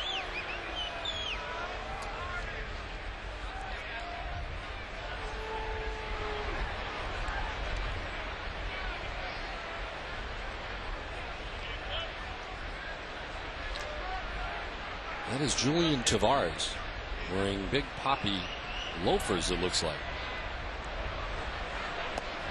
I didn't know that Big Papi had a line of shoes. You know, I saw those in the clubhouse this morning. I didn't know where they had come from, but there you go. Wow, those look comfortable too. Papi Zapatos.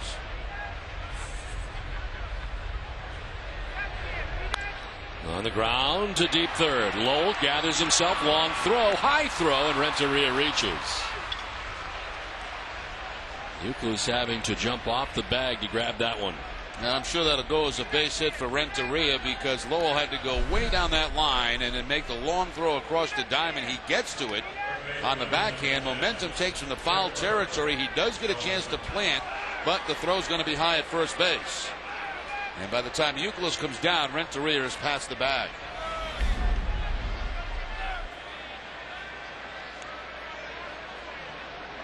Renteria reaching at first base. Here's Chipper Jones.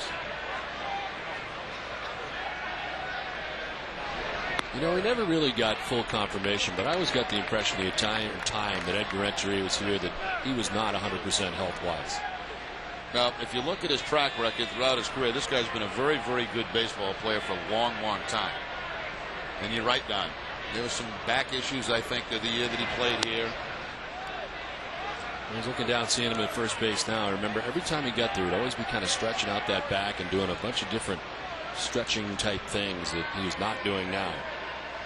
Very smart player. I remember, very good base runner, good instincts. The strike to Jones over the outside corner, and it's 1-2. Chipper Jones fouling out to the third baseman Mike Lowell in the first inning.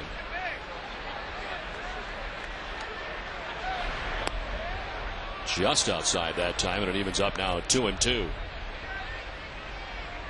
Well, Matsuzaka has given up a hit in every inning so far today, and now the Braves have collected 4 hits on the afternoon.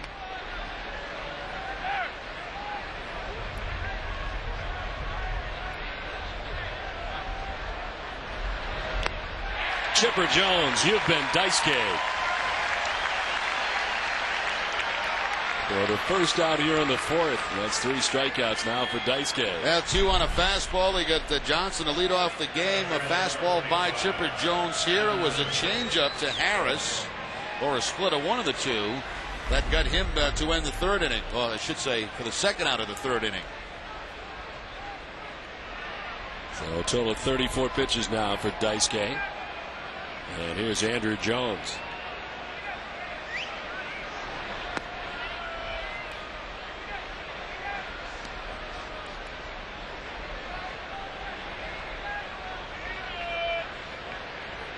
Andrew Jones been walking a lot. He's 7th in the NL, 26 walks.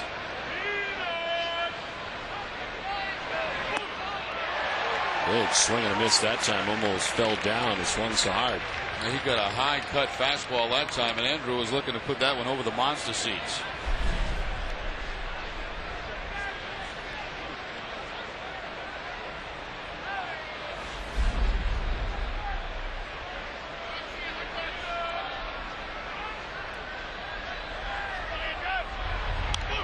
Foul back below us, and it's 1-2. Gives us a chance to check out the Aflac trivia question today.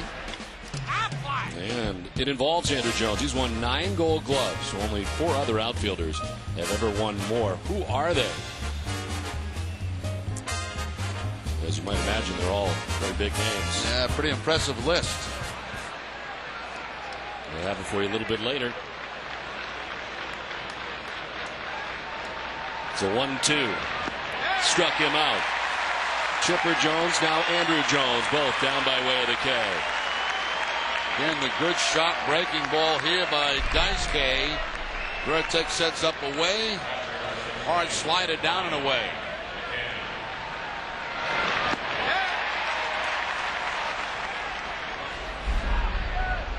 Four strikeouts for Daisuke now. That's 56 on the season. That bumps him up to about 5th in the league in strikeouts. There's Brian McCann, the catcher for the Braves. He grounded out to short first time up.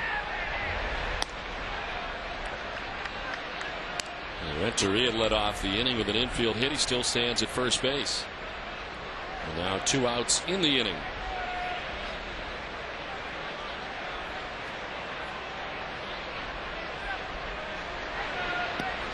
In the dirt as Veritek lunging to his right.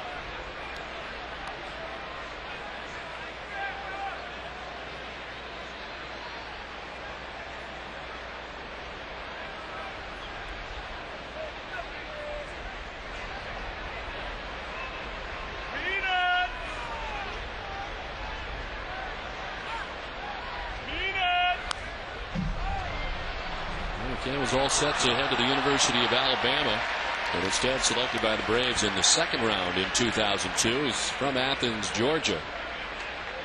And broke into the big leagues in 2005 with Atlanta. Last year, 24 homers, 93 runs batted in, and finished up hitting at .333. Last year named to his first All-Star team.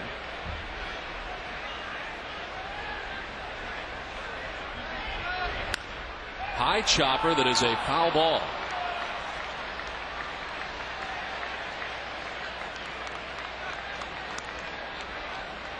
McCann, who was named an All-Star, had a great second half as he ranked 3rd in the National League in the second half, 64 RBIs and 18 home runs.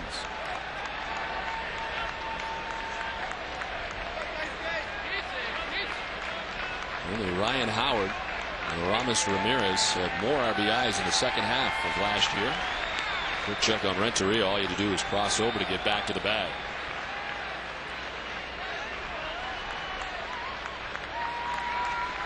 McCann waiting on a 2-2 pitch from Daisuke.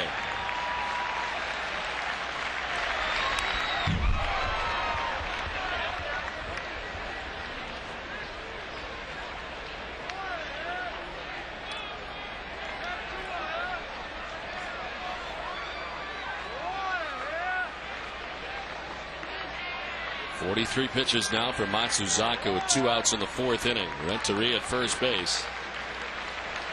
And again the 2-2 pitch. Check on Renteria first. 2 steals for Renteria on the season. Caught 1 time.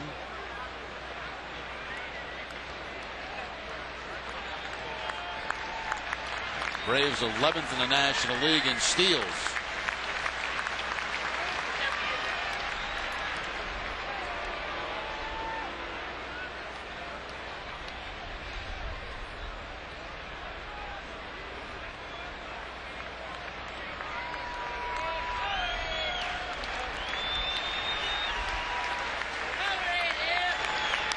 Popped up. Lugo in front of the bag at second base now. Backpedals over the bag. A little stumble, but the grab that ends the inning. 3.5 in the books. 3-0 Red Sox.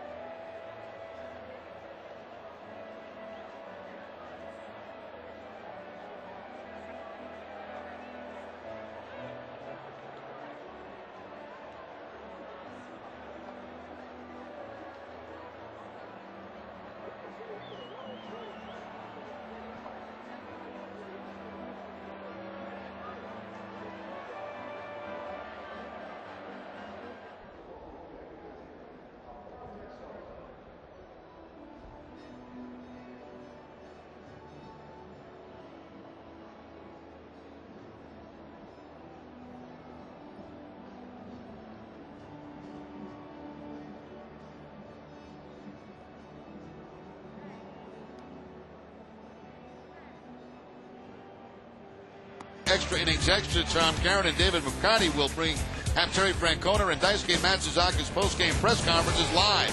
It's all right after the game, live in HD, and it's only on NESN. 3-0 Red Sox on top as we head into the bottom of the 4th inning. And as Jerry correctly predicts, Mark Redmond now into the game, a starter to log some innings here for the Braves. Yeah, just recently off the DL, his 6th appearance. He is 0-4 on the season, a ERA of 10.62. Opponents hitting .370 off Redmond. Been around a little bit, number of different clubs. He was just activated yesterday, would have been available for last night's game, was on the DL, placed on the DL on May 2nd with a toe injury that required surgery and missed a total of 15 games. You don't hear about that very often, do you? No. It's toe surgery.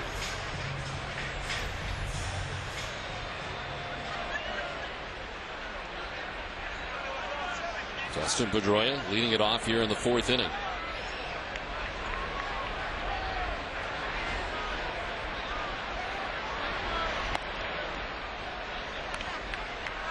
Dustin reaching on a fielder's choice in the 2nd. He tried to bunt his way on. And reached on a fielder's choice as they erased Coco Crisp at second base. A bunt that went hard to the first baseman.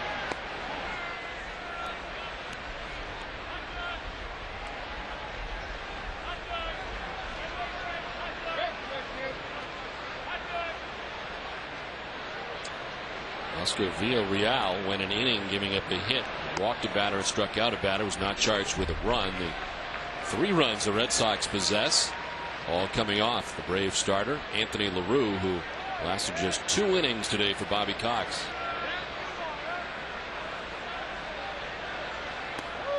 A strike over the outside corner, 3-1.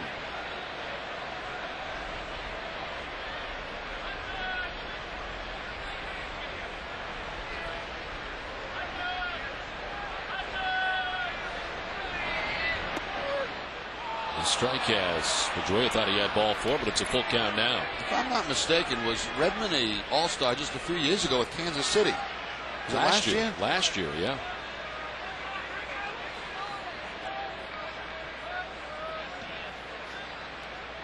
Signed late in spring training with the Braves. Fouled off to the right by Pedroia.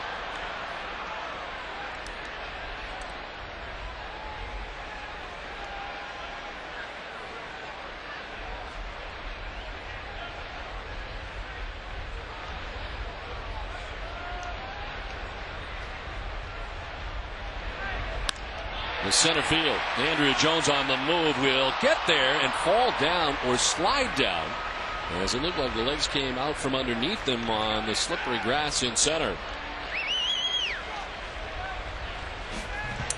Well, we mentioned earlier the Gold Gloves for Andrew Jones. He's got 9 of them. Only 4 other outfielders have ever won more. Who are they? Roberto Clemente with 12, Willie Mays with 12, Ken Griffey Jr. with 10, and Al Kaline with 10.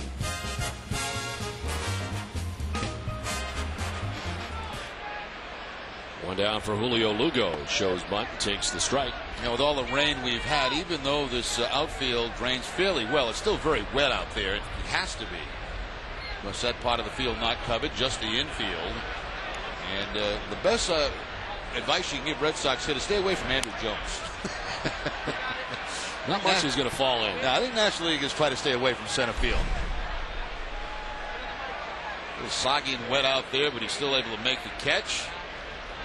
You see a few divots behind him.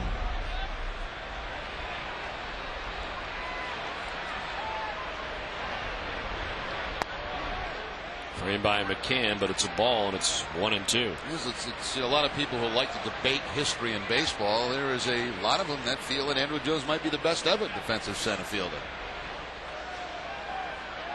Well, we get the chance to see Torrey Hunter, well, not a lot, but during the season, Hunter usually winning in the American League so often. Was he 18 when he first came to the big leagues in the World Series?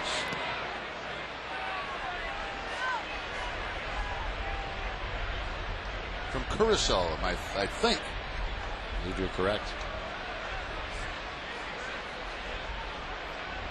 Part of the ABC Islands. north of Venezuela. Signed as a non-drafted free agent 1993, was in the big leagues in 96. 31 games. Tap foul by Lugo. Do it again with a full count of 3-2. ABC Islands, I know one is Aruba, I know C is Curacao, and Bon Air is the B. And Mike Narachi just told me that because I didn't know that. Well, you could have passed it off as your own information. No. Very nice of you. Mike's a very well-traveled gentleman. He knows a lot about travel. On the ground at Renteria. Throws his counterpart out in Julio Lugo for the second out here of the fourth inning. So 2 down, and it brings up Kevin Youkilis.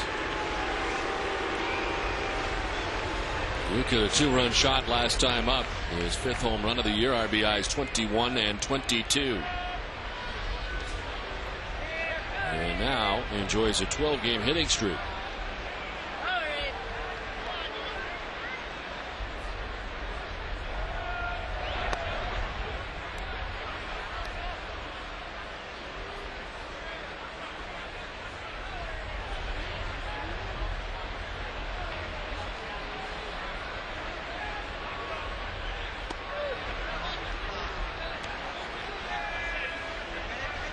Redmond, the third pitcher for the Atlanta Braves already today. And he has the first 2 outs here in the 4th inning.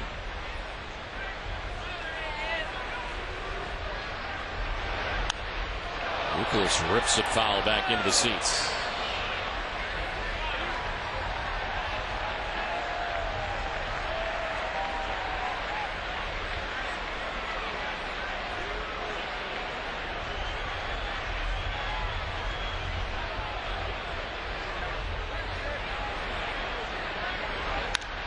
Center field, Andrew Jones heading back as it's sized up as he backpedals. Youkilis is gone, and so are the Sox in the 4th. We played for 3-0 Red Sox.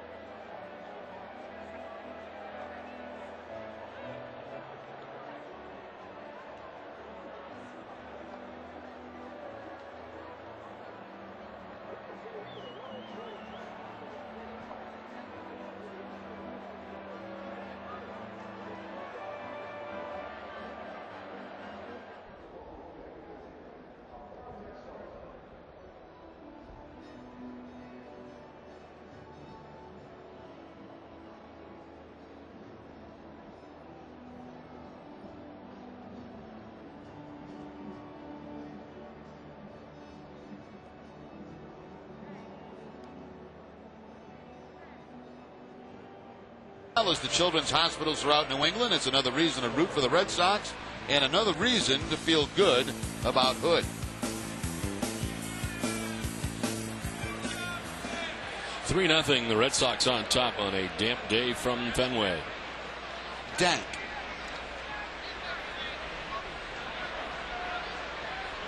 Jeff Francoeur leads it off here in the top of the 5th. The pitching line is brought to you by Nissan. It's 4+ now for Daisuke Matsuzaka. 4 hits, 45 pitches, 4 strikeouts, and no walks. Francoeur with a swing and a miss. And it's a ball and a strike.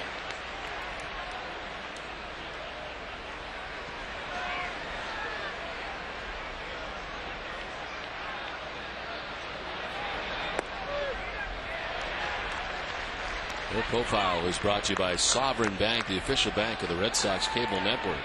60.8% of pitches seen last season, most in the National League. Swinging, doesn't hang around long.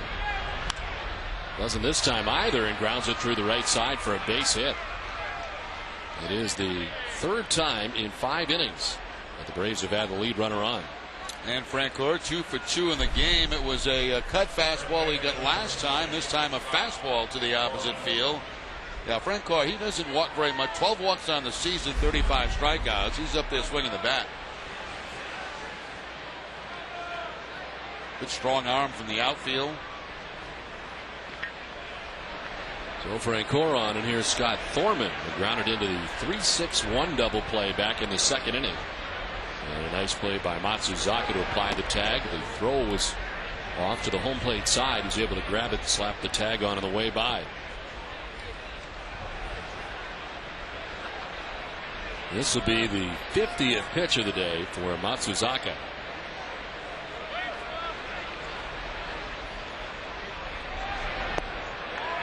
Fooled him, and it's 1-1. Changeups, back-to-back changeups from Matsuzaka. That's what he got him to ground out into that double play back in the second inning. In the last game, he left a couple of those changeups up high. Hasn't been the case today. Norman pops it up. Varitek with a late break, but it's going to get back into the seats anyway.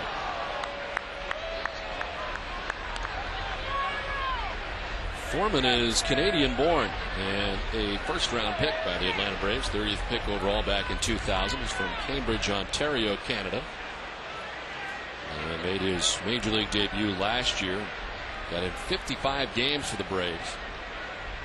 5 homers, 14 runs batted in.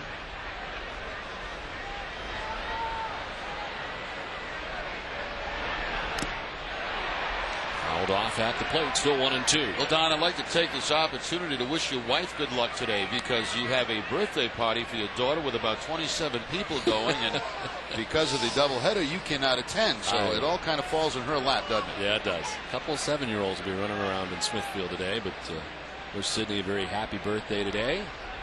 Having a pool party. Good luck to Mom. Yeah. She's going to have some help, though, but it won't be me, unfortunately. Now, is this pool at your house? No. Outside of first and foul. We're having a pool party at the local YMCA there. Good idea. Good idea. You got a clown going and stuff? I think they got a balloon guy, which is always exciting. Balloon guy came last year, actually, and did a big poppy in balloon, which was tremendous. Life size. Those guys do a good job, and kids love that stuff. I had a magician once when my kids were younger. Really? Yeah. I got a balloon guy. A very inexpensive day for you. The balloon guy's not free, as it turns out. To right down the right field line and foul.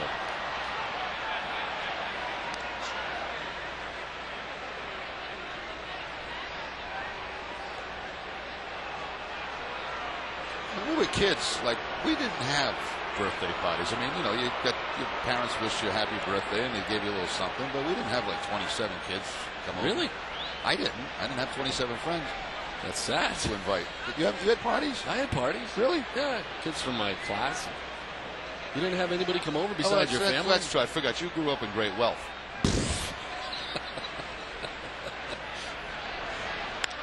The center field, crisp, headed back, still going, onto the dirt, over the shoulder with the grab. And Francoeur all the way back to the bag at first. Well, that looks like Andrew Jones, doesn't it? Going back toward that wall, and the basket catch over the shoulder like a wide receiver in football. A little bit underthrown. Able to keep both feet in bounds and makes the play. Daisuke likes the defense he's got so far this season.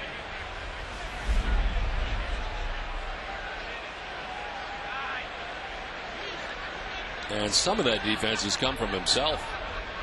A very good fielding pitcher, Daisuke Matsuzaka. One down, Francoeur at first, and Matt Diaz with a swing and a miss.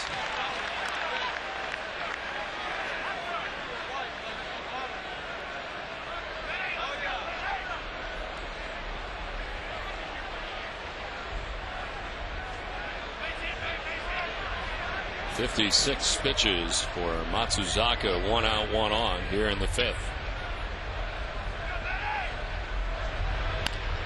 To short, a chance for 2. Lugo touched it himself and fired at first. The twin killing that ends the top of the 5th. Halfway through this one, 3-0 Red Sox. Baseball.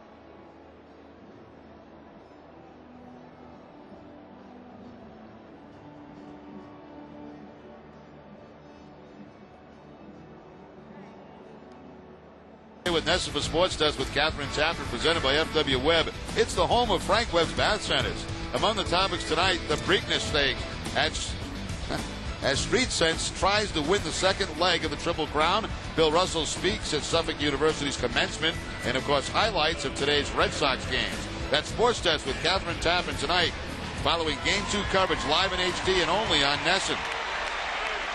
Do you think that's comfortable? It looks comfortable. It does. I mean, you're kind of in that bag and you're warm. I think it's great. Plus for Mom, when she gets up, you know, to get a beer or something, right. She can just lug, you know, the little kid with the knapsack. Kid in the bag. David Ortiz leads it off here in the bottom of the 5th inning. They shift on for Big Papi. Why don't you send him down to your daughter's party? They'll make 29. I need to go back to this. That is really sad. You never had a birthday party as a kid? You had a couple of friends over? You had a cake and you had candles and you blew the candles out and you got a little gift and that's it. Man, I didn't grow up with the privileges you did. Very sad. Back through the middle and into center field. Big Papi's on for the 3rd time today. Let's check back in with Tina Cervassa. I hope you had a party as a child, Tina. I had many parties, and I had a magician and a balloon guy. Nice. But I do want to talk about, I didn't get a balloon made of David Ortiz, but when any manager, opposing manager, comes into this ballpark, whether it's interleague or natural rivals, AL East rivals for that matter, it doesn't matter. It's all about pitching to David and Manny, and then the comparisons begin. I saw Maris and Mantle a little bit, but they're right there, and it's something to have 2 explosive guys back to back. You know, there's no way to really pitch to them. I mean, throw it. If you're going to throw it near the plate, you got your fingers crossed. And I'm sure he has his fingers crossed every time those 2 come to the plate. Cox says they're just such great hitters. In fact, he does finally say, you know what, David and Manny are about as good as there is in baseball when you're talking about back-to-back guys. Well, that's a pretty good compliment coming from Bobby Cox, because his 3-4 guys are very good, and Chipper and Andrew. I mean, that is as explosive as you get, too, around the leagues, looking at the numbers over the last several years. To 3rd and by Chipper on cue, off the glove and into left. Manny will reach, Ortiz up to 2nd. That should go as a base hit for Manny. That took a bad bounce on Chipper Jones down at 3rd base. He tried to play it off the side. It was hit hard, so he didn't have time to get in front of it, and you'll see a bad bounce come here. Right there, right under the glove.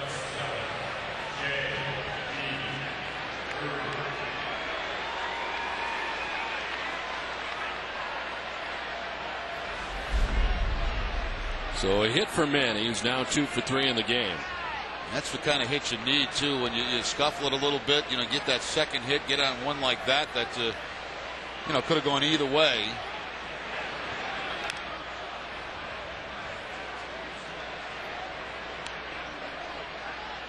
J.D. walked intentionally in the first inning, struck out swinging in the third inning.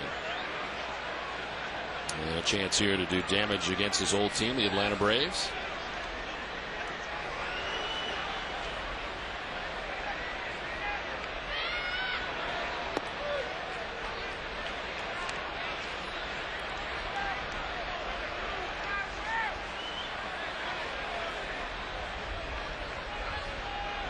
J.D. Drew spending one season in Atlanta, 2004, and had 31 home runs, 93 runs batted in for Atlanta, and hit at 305.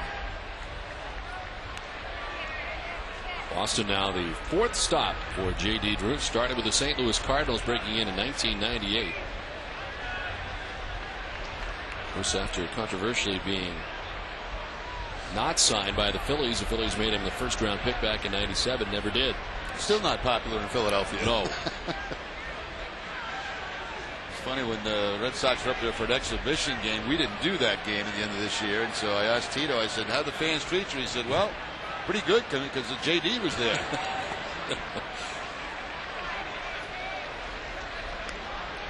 Both guys, of course, J.D. Drew for different reasons, but Tito, a very young manager and when he was with the Phillies, and had some very difficult years here, but quite a learning experience for him. 4 years and 4 bad teams, as Terry will tell you, in Philadelphia. Some guys who go through that never have the chance to manage again. As this one is right into right field. Ortiz being stopped at third, and it's a bases loaded situation now with nobody out. Redmond had a 1-2-3-4th. Has not been a mystery in the fifth. Like a little slide of that time, and J.D. Drew with the ball hit so hard, and Frank Kerr charging it, that they hold Ortiz at third base, especially with nobody out. So the 3, 4, 5 hitters, we talked so much about that in spring training, all three with hits here in the fifth inning. Bases loaded, nobody out. And Mike Lowell, the batter, hit a double his last time up, 1 for 2 in the game today.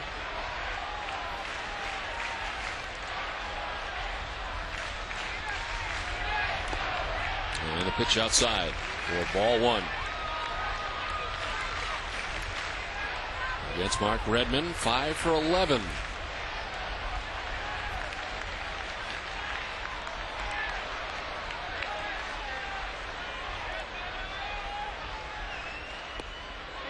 Too far outside, 2-0.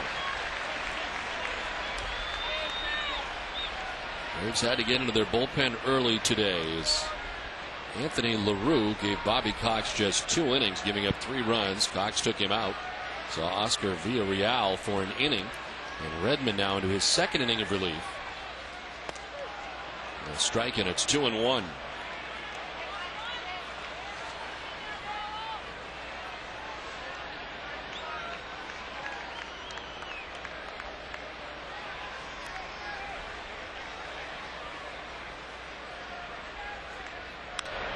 In on the hands and popped up foul. On the move is Thorman from first and the catcher McCann, but it's into the first row and out of their reach.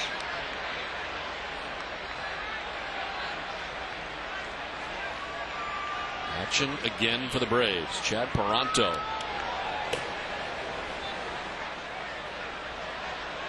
Braves have had some pitching problems as far as the DL goes. First, they lost Mike Hampton during spring training. On the 23rd of March, he went down, left elbow surgery, repair torn flexor tendon. He's out the year.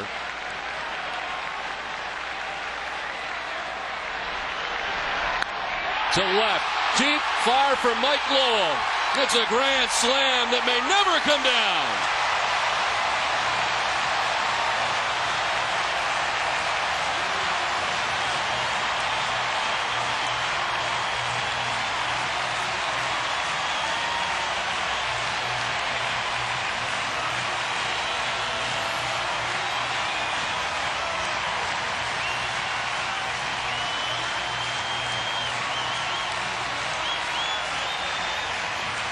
Mike Lowell continues to swing the bat well. You add those 4 RBI and the grand slam and slide him up to 4th in the American League in RBI. He gets that slider knee-high middle in and crushes it over the monster seats.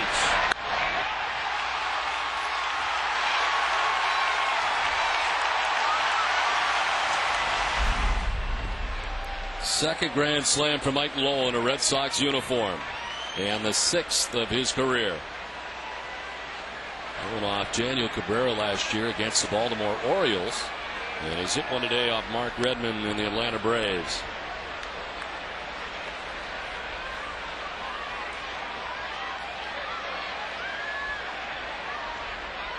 You know, Jerry, all we heard about when Josh Becker was acquired, that the Red Sox kind of absorbed the contract of Lowell, and he was expensive at better than $9 million.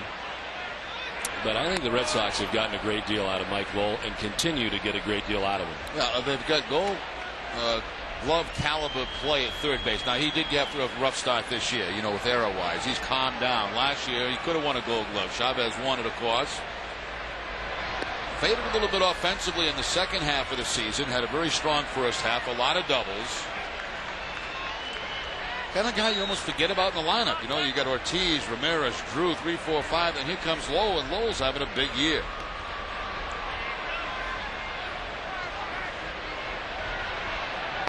Varitek with a swing and a miss, strikes out, so Redmond bounces back after the grand slam, his first strikeout, and the first out here in the 5th inning.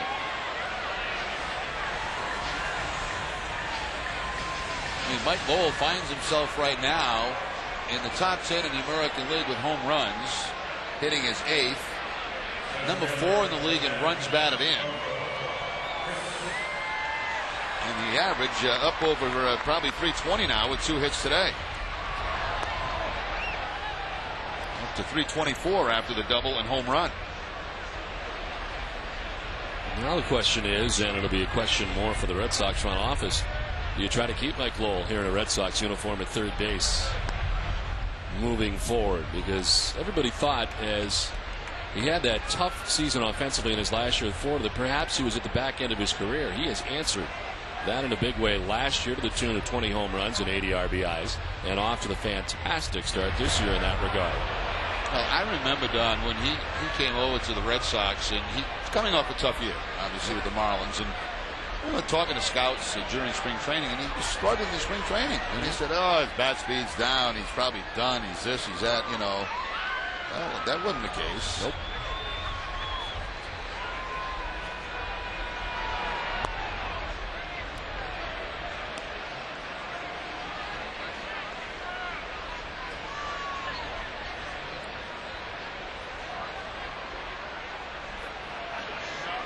Three and one to Coco Crisp.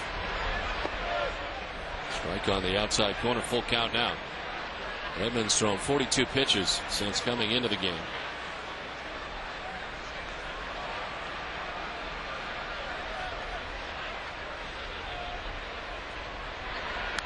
This fouls it off to the right, full count.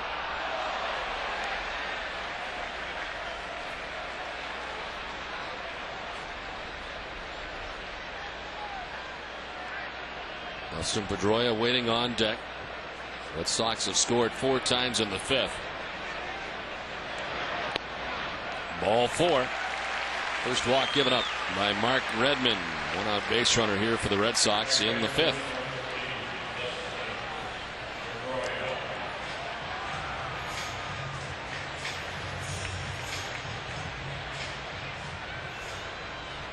Here's Dustin Pedroia. Reached on a fielder's choice in the 2nd, lined out to center field in the 4th.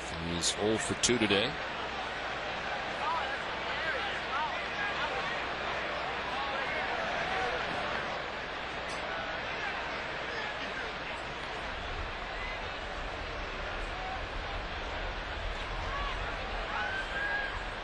And McCann out to talk to Redmond. Toronto still warming.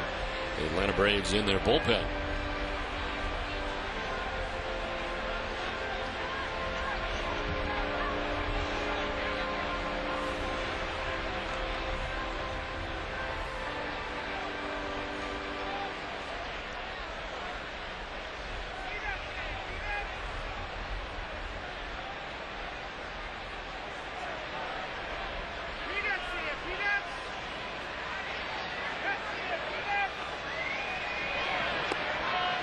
2-0 now to Pedroia.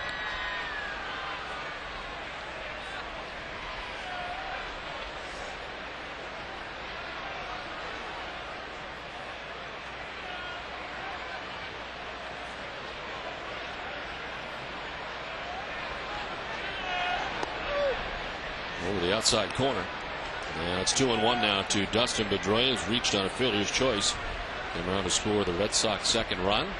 And last time up, lined out to center. This will be the 30th pitch of the inning from Mark Redmond. Red Sox had 4 straight hits to begin the inning. It was capped off by the grand slam by Mike Lowell. And as Boston on top 7-0.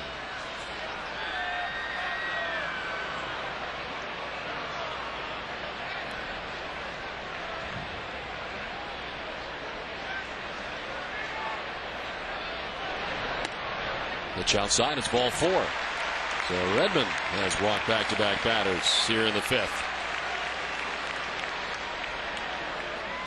And that may be it for Redmond. Toronto's ready to go on the pen. Bobby Cox going to go get him. With 1 out here in the last half of the 5th. A grand slam for Mike Lowell. Back-to-back walks have chased Mark Redmond from the game. 7-0 Red Sox thanks to their third baseman.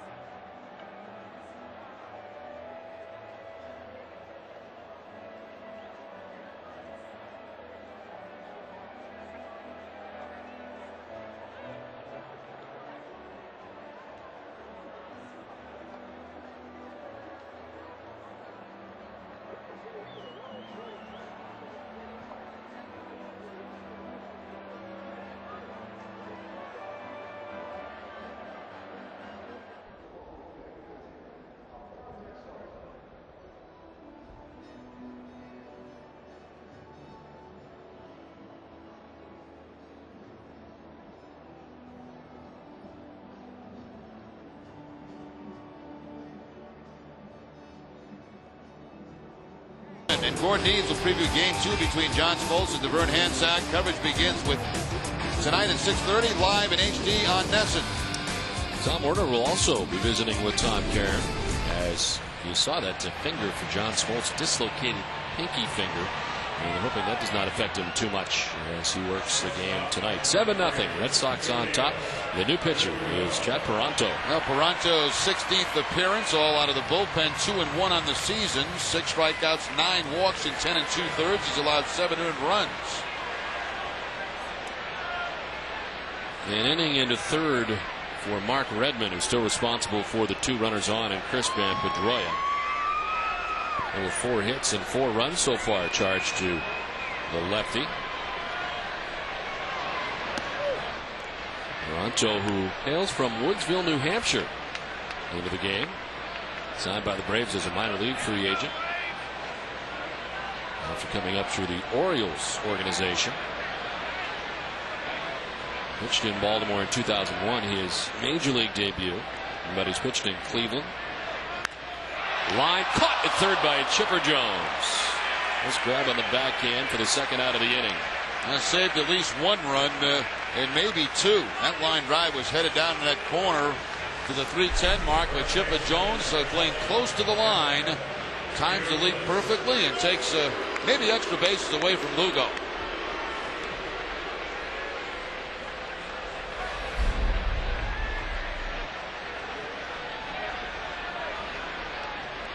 Here's Kevin Youkilis, the 9th member of the Red Sox, to bat here in the 5th inning. With Crisp at second, Pedroia at first.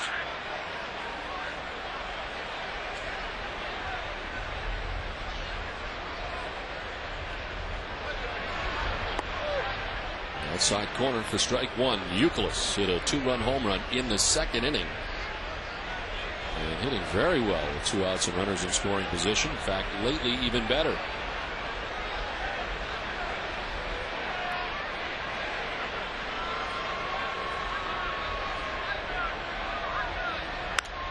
Hopped up right side. This will take Johnson into short right. Francoeur in, calling him off and making the catch as it was headed back towards the infield. Grand slam for Lowell, 7-0 Red Sox. Baseball. It's about loyalty.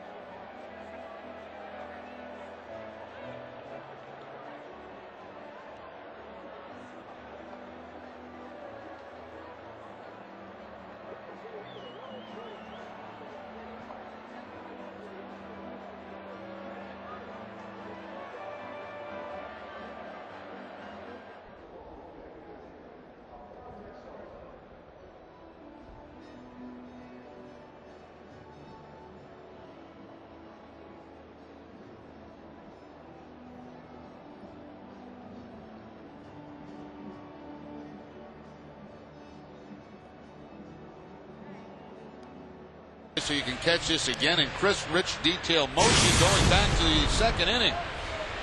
The old 3-6-1 double play. Youkilis to Lugo. Daisuke covering, still has time to come down and make the tag on Thorman, and that is the Panasonic plasma replay. Matsuzaka back on the mound for the 6th inning. Big lead for him to work with now. 17 pitches, the most he's thrown in any inning, en route to 57 so far. Willie Harris, first pitch swing, pops it up, foul ground for Mike Lowell. Has a play and makes it for the first out of the inning.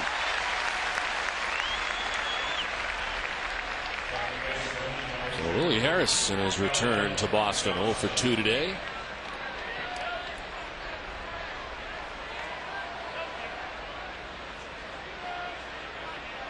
Here's Kelly Johnson, who struck out looking in the first inning and grounded out at first base in the 3rd inning.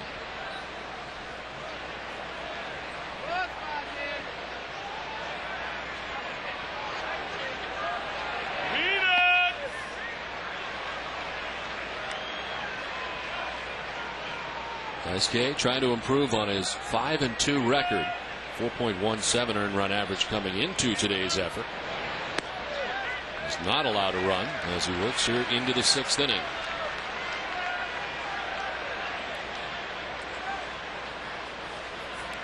And of course, fresh off the complete game against the Tigers. The only run he gave up in that outing was the home run by Curtis Granderson. Pedroia on to Youkilis, 2 away. Time now for a grain break with Tom Caron. TC.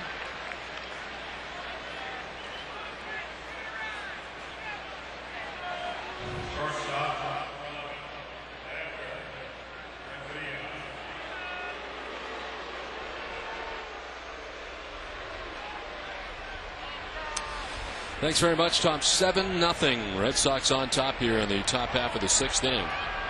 And Edgar Renteria to lead it off as he takes the strike over the inside corner.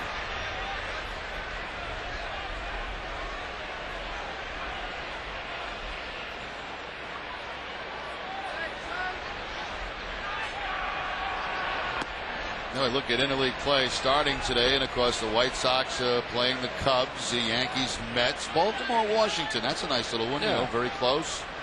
Cincinnati, Cleveland, I can see that. Toronto, Philly's tough to figure out. Not very excited about that one. But there are more than I thought there were, Jerry. Looking at it last night, you know, I thought, you know, my whole idea is to get rid of the natural rivals. Yeah. Which we try to drop on Bud Selig, but so you're wishy-washy now on it. Well, I'm not as wishy-washy as before, but there was a lot better than I thought. I mean, I thought there were a lot more that mean nothing.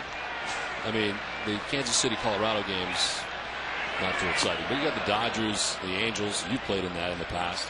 It was part of spring training. San Francisco, Oakland, not bad. I mean, there's a lot more than I thought. But I'd like to do away with them all and make it fair for everybody. You should play everybody in that division like the NFL. So it's fair. I think Chipper would be happy, too, if they went along with that. As Youkilis over by the seats runs out of room. Well, you're much deeper than I am, Don. You've given this a lot of thought. My initial thought is to get rid of it altogether, but that's not going to happen anytime soon. As Bud Selig said the other night, that it's become more popular than ever in interleague play. What do you think of my point, though? Great point. I agree with you. I agree. It's got to be fair. You got to play the same teams. Now, Chipper Jones could play we got to play the Red Sox 6 times, and other teams in the division won't play them at all. Renteria strikes out. Matsuzaka cruising through 6 and 7-0 Red Sox.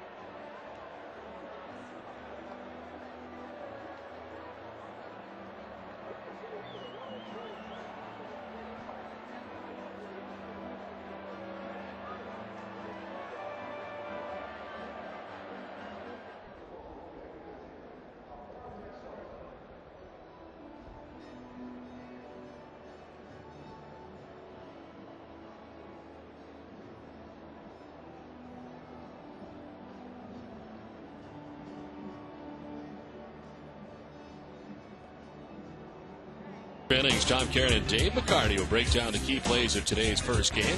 And they'll have post-game reaction from the Red Sox clubhouse. It's all right after the game, live in HD and only on NESN.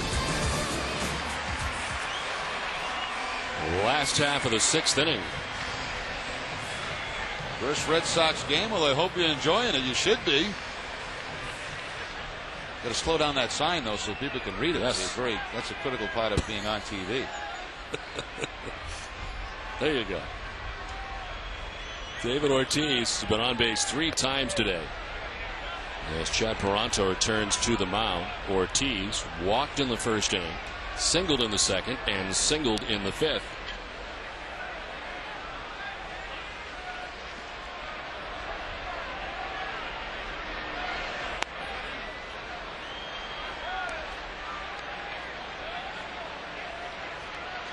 You notice the number 33 on the arm of the Braves. So Lou Burdett and Johnny Sane, both former Braves, wore number 33. So to honor them both, the Braves are wearing that patch on the uniform. Ortiz drives it out towards deep left center. Back is Andrew Jones, but that's off the base of the scoreboard. Jones plays the Karen but Big Papi into second base with his 3rd hit of the day.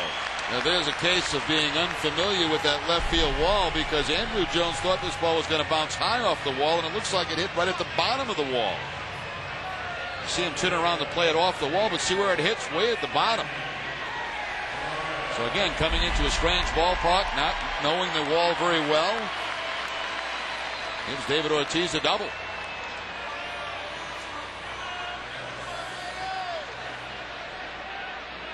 Here's Manny, who's 2 for 3. A double in the first inning, a single last time up. Wrapped around a fly out to right.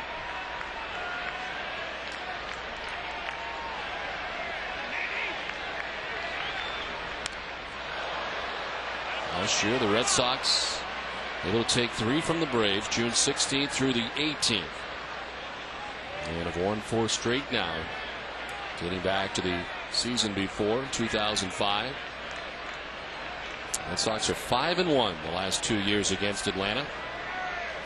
From 2002 through 2004, the Braves were 9-2 against the Red Sox, but not the case. The tables have turned here over the last couple of years in favor of the Red Sox.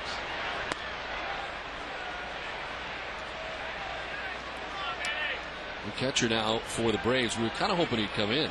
It's Jared Saltamarquia.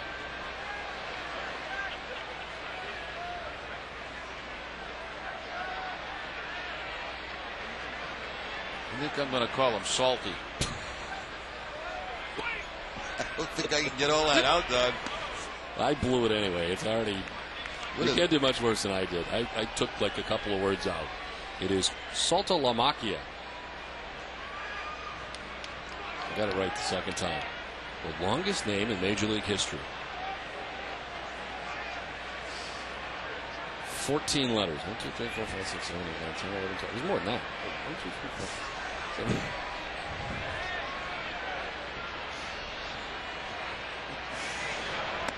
Swing and a miss for Ramirez. Northeastern's proud as always. You know, I have a son that's graduated from there, and I have a daughter now attending Northeastern University. Michaela, of course, a graduate of Northeastern, and hopefully they carry on the tradition of that great institution a little bit better than you did.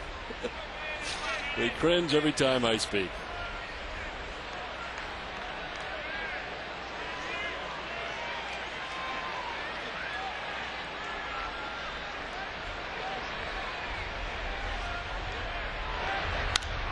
To center field. Andrew Jones, full sprint. Back and now forward to make the catch as Ortiz tags up. He's going to try for third, and Big Papi's in there with the slide. Andrew Jones, who plays shallow in center field, just took off on contact, sprinting straight back. And then when he got to a spot where he thought the baseball might be, he turns, picks it up, and makes the catch. Shady Manning slightly to the opposite field. Just completely turned his back on the baseball. And Ortiz able to tag and go to third with no problem. Very deep out there was Jones, almost to the warning track.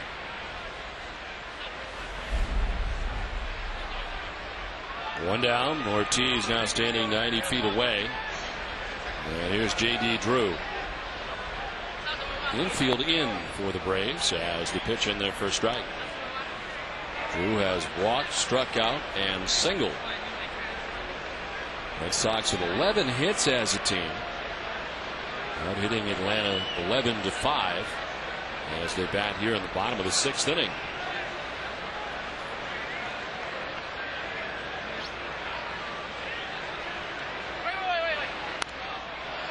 Wait. 0-2 now to J.D. Drew.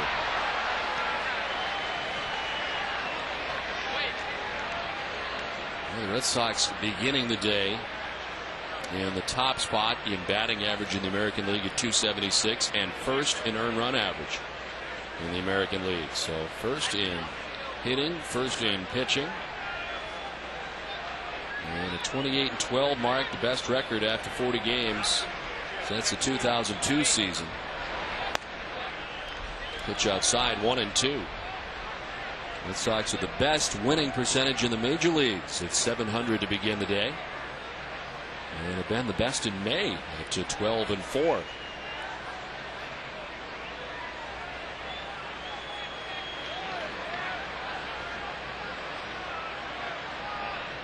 Daisuke so far with 6 shutout innings on the afternoon.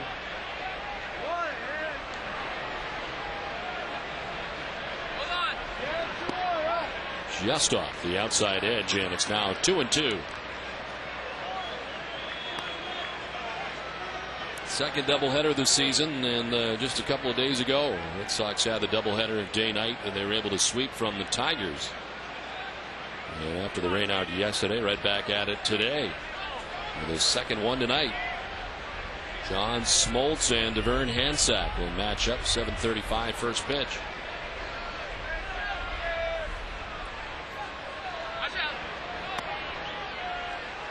Ball 3, and it's a full count now to Drew. I think you can count on it during the course of the season. You're going to have a couple of stretches where you have this kind of thing, and you pile up those double headers, the day-night double headers, playing back-to-back. Of course, the day off yesterday. It seems like you have the 1 week, that things kind of get messed up. Ball 4. Alonso thought he had a couple close ones there as he looks in, but down to first goes J.D. Drew.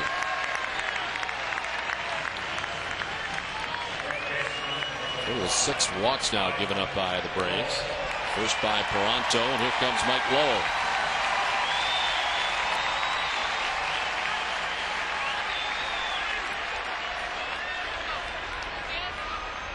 First and third with one down. Lowell, after flying out to center in the first inning, doubled in the third, and then the grand slam last inning.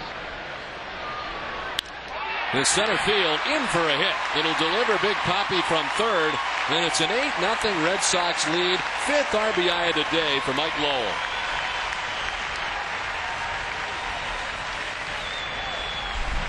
And again, Lowell jumping on that first fastball. It's down. The pitch he hit for a home run was also down, but in. This down out over the plate, and Lowell up the middle with a base hit. So 35 RBI now in the season for Mike Lowell. First and second with one away, and Jason Varitek 0 for 2 today with a walk. Well, Lowell's got 3 hits now. He joins David Ortiz, who has 3 hits as well.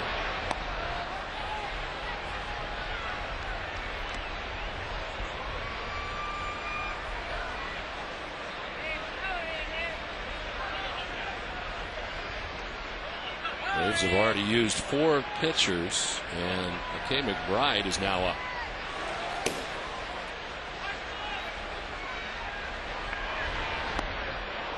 Ball and a strike. They hope Smoltz is all right. We showed the video package, I guess about an inning ago, of the dislocated pinky finger for Smoltz. Now, apparently none of his pitches had contact at all with the pinky, and they're hoping that's not going to be a problem. He's going to make the start here tonight, but they really don't know. And should he run into trouble early for whatever reason, the bullpen is going to be a complete mess. Having to get it in early. This was from Monday, and it's pretty ugly, actually, looking at the finger in the play. And the collision, and a couple shots of it. But it's just headed in the wrong direction. Kind of strange, wasn't it? Just kind of making a tag, but got him the wrong way.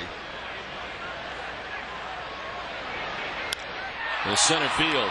Jones, who's been running all day, still running back onto the warning track over the shoulder grab. Well, 1 for each side now. Coco Crisp did it earlier. Andrew Jones does it now. Yeah, very, very similar plays. Coco Crisp, now Andrew Jones. Again, the great jump in center field. Full speed going back, and we'll play it over his right shoulder. Actually, more of a basket catch off to the side. So much fun to watch center fielders track baseballs. Guys with great speed and able to run balls down like that.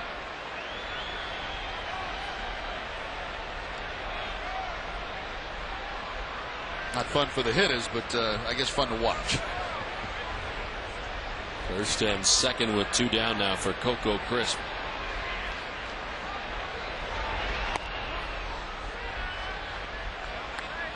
You get to watch Freddie Lynn for a number of years on your side.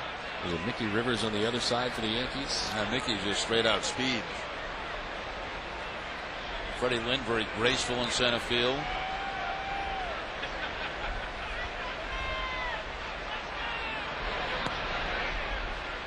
Two 2-0. The Red Sox center fielder Coco Crisp, who's been on twice today, single and a walk.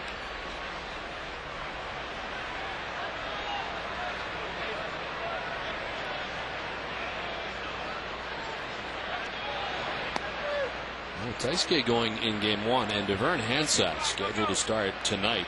It's the first time rookie pitchers have started both games of a doubleheader, regular or split for that matter, for the Red Sox since Aaron Seeley and Nate Minchie were the starters in a twin bill back on September 28th of 1993 against the Tigers here at Fenway Park. Are these games officially listed as doubleheaders in the That's a good question. score sheet? I think they are. I know the fact that they're split. I know in the past they would not. They were just, Really? two single games.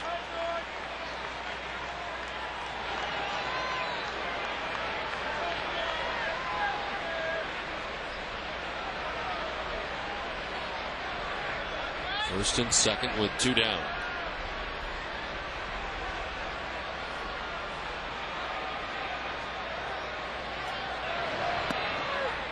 In there for a strike, and it's a full count. For my money, if you're going to play 2 games in one day, that's a doubleheader. Now, whether it is or not, we don't know. I'm sure it's something we can find out at some point today. Let's see, doubleheaders listed. Boston has not played a doubleheader yet. So you're right. So they are listed as 2 single games. Because we just had a day-nighter 2 days ago. It's got the real feel of a doubleheader. This one back into the seats. Red Sox have played 43 day-night doubleheaders at Fenway Park since 1970. Well, there was a time where I believe the Red Sox and maybe the Cubs, I'm not sure. No, it couldn't have been the Cubs because they didn't have lights. But certainly the Red Sox were the only teams that were allowed to play day-night doubleheaders. And now it's very commonplace around all of baseball. The right field down the line and headed foul. Coco Crisp. I remember the old days, and you certainly don't do this now, but in the old days when there was a day-night doubleheader, there was very little food in the clubhouse, much different than today. There's chefs in there and everything. Everybody used to go up. Both teams would go upstairs and eat at the press dining room. You'd be sitting there and be eating, and the guy you're facing the next game might be over sitting 2 tables next to you. Some guys elected to go up, some did not.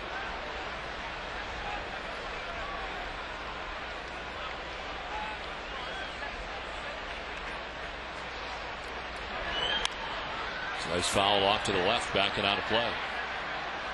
Now, on a day-night doubleheader, is there a vote involved as far as players go? There used to be. You could only play so many. Now, I don't know if that's changed either. I know the Red Sox will have at least 3. The day-night doubleheader against the Tigers, the day-nighter today, and already the scheduled day-night doubleheader now on August 17th against the Angels. As a matter of fact, when you look at the doubleheaders in the American League, according to the stat sheet, there's only been 1. And that would be a game between Texas and the Yankees. So they must have played just a regular back-to-back doubleheader. 25 minutes between games. Fouled off to the left. Still a full count to Coco Crisp. 9 pitch at bat so far for Coco. Toronto coming into the game last inning in relief of Mark Redmond. McKay McBride still up for the Braves in the pen.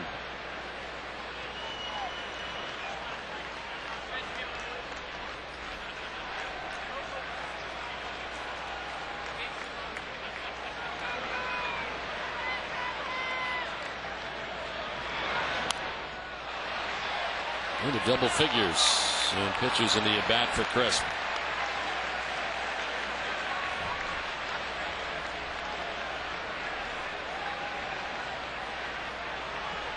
Only 2 innings today for the Braves starter. Gave up the first 3 runs. Mark Redmond touched for 4 runs. And now Toronto has given up a run of his own so far here in the 6th inning.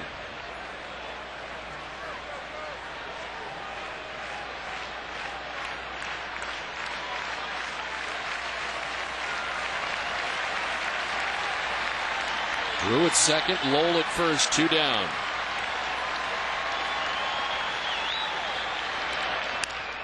Out towards left center field. That's going to get through to the track and the wall. Drew will score. Here comes Lowell all the way around from first base. 2 runs in and a 10-0 Red Sox lead. What an at bat by Coco Crisp. Seemed like he was up there for 15 minutes, just running the count, fouling pitches off. And finally, he finds that gap between Andrew Jones and Willie Harris. A breaking ball, inside-out swing. Second hit of the day for Crisp. Picks up his 11th and 12th RBI.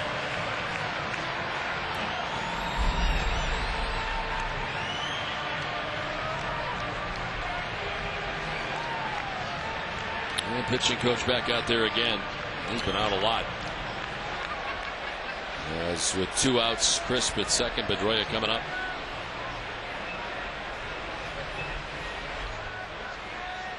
Boston Red Sox baseball on NESN is brought to you by Pepsi, by Olympia Sports, and by Citgo.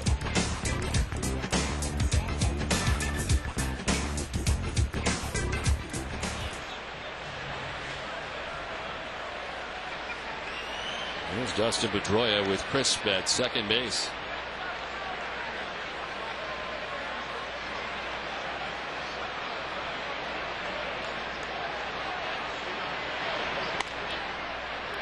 Well, as the afternoon moves on, certainly a little brighter. The score very bright for the Red Sox, but the sky's also a little brighter right now.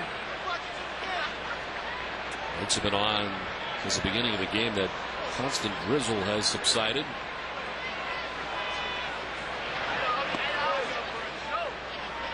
And a little clearer as you look up towards the probe. Some of that mist and fog moving out of the area.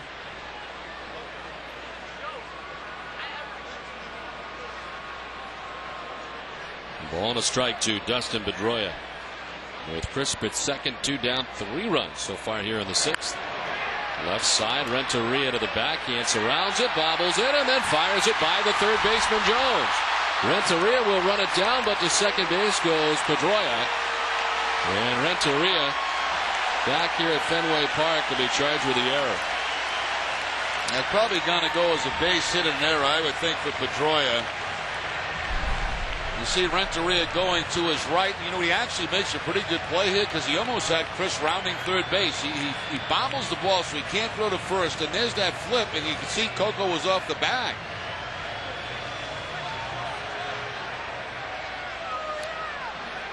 But the throw goes behind Coco. Third baseman Chipper Jones can't get to it, and that allows Pedroia to go to second. So it is a base hit, an error on Renteria to allow Pedroia to get to second.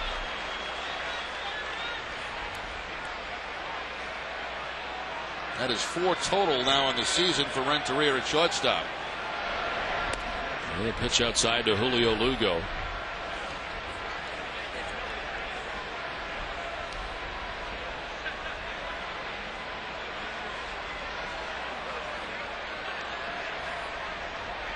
Edgar Renteria in his season in Boston made 30 errors back in 2005. Most that he has ever made in his season in the major leagues.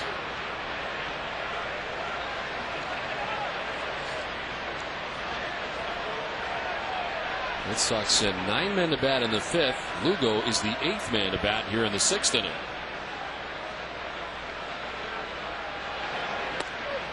A strike from Paranto, and it's 2-1.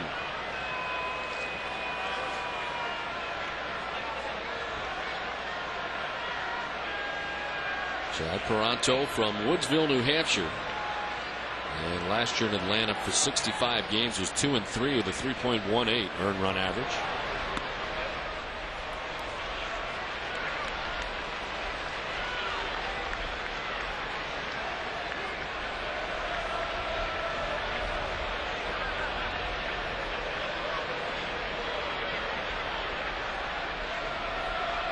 He resides in Pittsfield, Massachusetts during the offseason. Home of the great old ballpark, Wacona Park.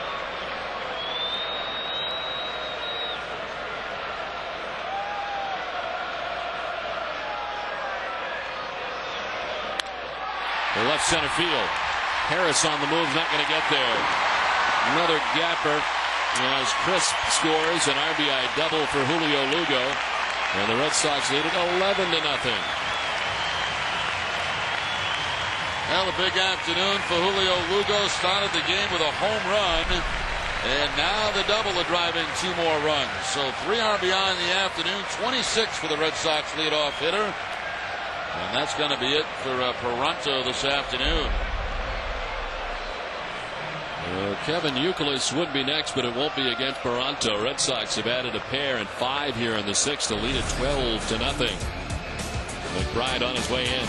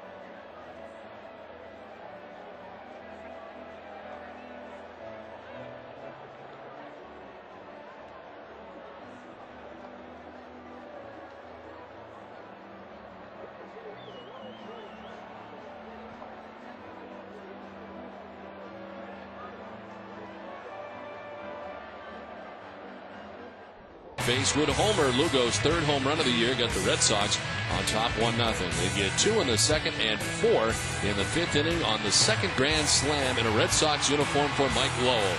Lowell's 8th home run of the season. The Red Sox also getting very good pitching today from Daisuke Matsuzaka. 6 shutout innings so far on the day, with 5 strikeouts, allowing 5 hits, as the Red Sox scored a total of 4 times in the 5th, 5 times so far here in the 6th inning, and they're not yet done, as the new pitcher on is McBride. Just called up back from Richmond when Mike Gonzalez was put on the disabled list. You see the numbers. 7 games down at Richmond, he was 1-2. Youkilis, the 9th man to bat. The pinch hitter has come out on deck, if we get that far. For David Ortiz, Eric Hinsky has grabbed a bat, hit back for Big Papi. Kind of a mock cheer for the Atlanta Braves, the tomahawk chop yes, that they do down in Atlanta.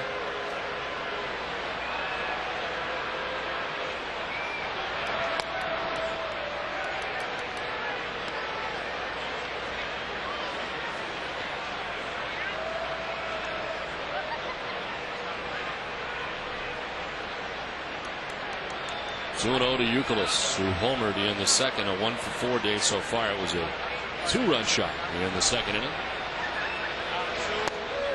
A strike over the inside corner, 2-1.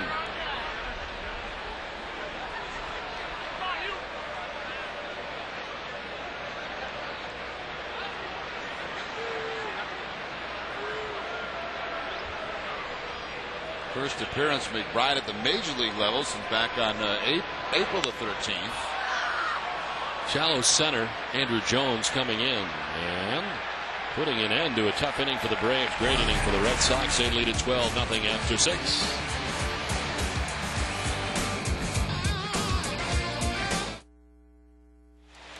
Toronto.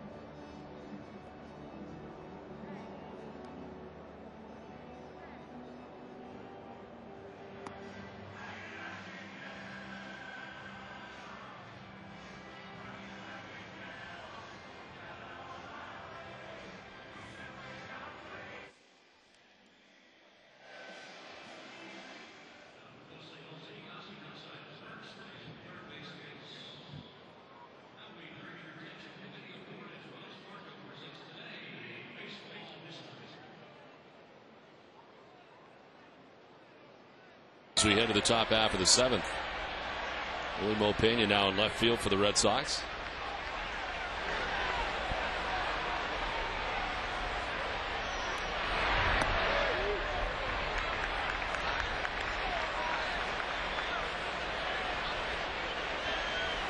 Chipper Jones, Andrew Jones, and Brian McCann.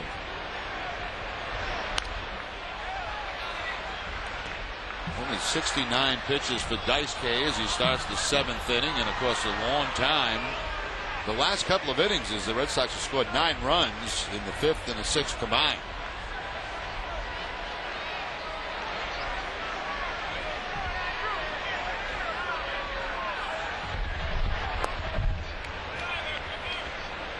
One and two the count to Chipper Jones. Jones is fouled out to the third baseman Mike Lowell, struck out swinging.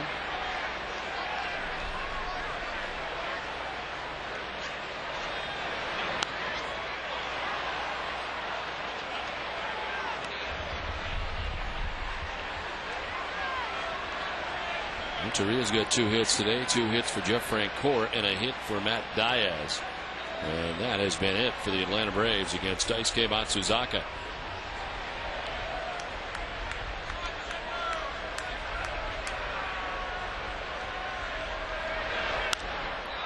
To left and foul.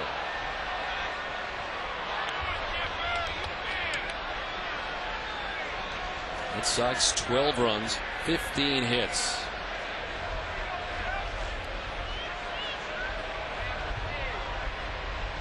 Red Sox last year did not lose in interleague play at Fenway Park. Boston was 9-0. Sweeping the Washington Nationals, the Philadelphia Phillies, and the New York Mets. You got to go back to 2005 for their last loss at home. They won their last 10 home games in interleague play. Last loss was against the Pittsburgh Pirates in June of 2005.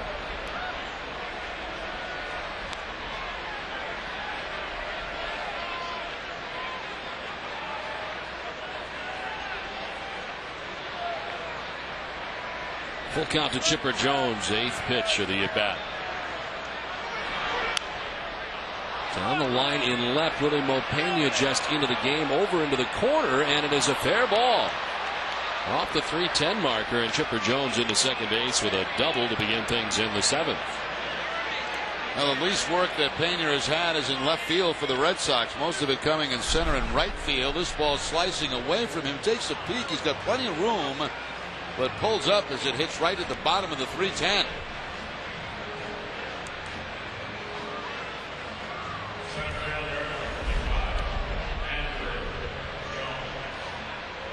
So Jones at second base, and it brings up Andrew Jones. Reached on a fielder's choice in the first, struck out swinging in the 4th. He's 0 for 2.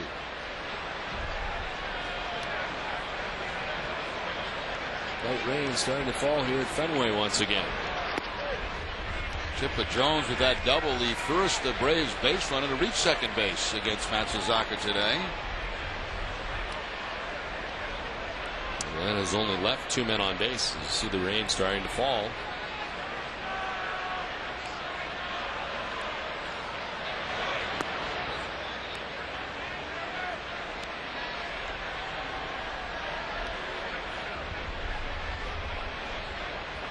Atlanta is off on Monday, but of course the Red Sox will be traveling to New York to begin their series against the Yankees after tomorrow night's action, or tomorrow afternoon's action. Broken bat back to Matsuzaka. Looks Chipper Jones back as he throws out Andrew Jones at first base. See Matsuzaka's head still in the ball game. You know, he's got the huge 12-0 lead, but the man at second base, the ground ball back to him. He does check the runner at second base.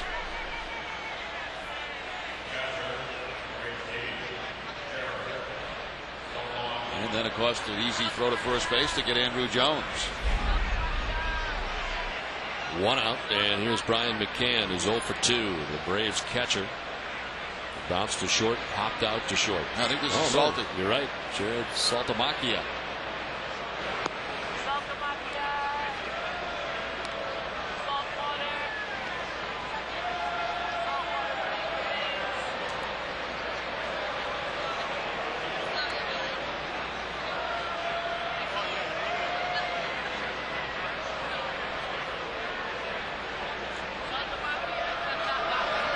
Saltalamacchia joining the Braves, coming up from Mississippi, a Double-A club, back on May the 2nd, and made his major league debut in that ball game.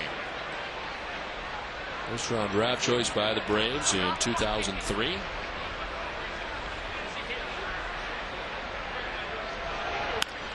To left field, Pena headed back. It's over his head and will one-hop the wall. Round from second comes Chipper Jones, and the first run of the day for the Atlanta Braves. Saltalamacchia driving it in for Atlanta. Crowd booing Willie Mo Pena. I'm not quite sure that Willie had a chance at that one out there left field. That's a line drive that was hit pretty hard up over his head. He does go to the right first, but I'm not so sure that even if he goes straight back, he's going to make a play on that. Did take the wrong direction, though, after that line drive. So one out. Base runner at first. Jeff Francoeur hits it deep and far to left field. This is back and into the monster seats. A 2-run home run on the third hit of the day for Jeff Francoeur. And all of a sudden, Atlanta has 3 runs. Trying to grab some momentum here today that might help them tonight.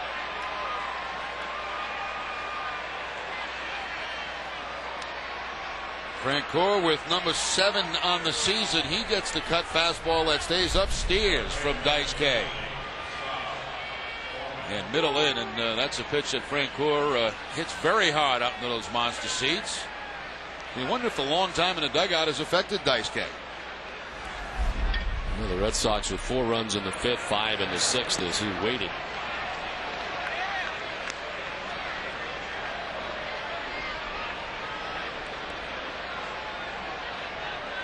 Scott Thorman 0 for 2 is grounded out and flied out. Off the glove of Daisuke, redirected to Pedroia, and the throw out at first, 2 down.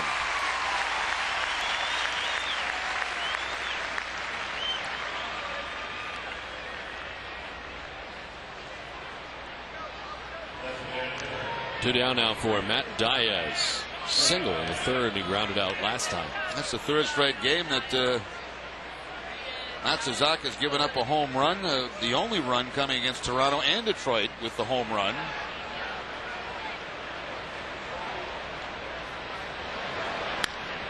To right field, J.D. Drew back a step or 2, makes the catch, inning over. A 3-run top of the 7th. It's 12-3 Red Sox. Time for a Sports Desk update with Hazel Mann.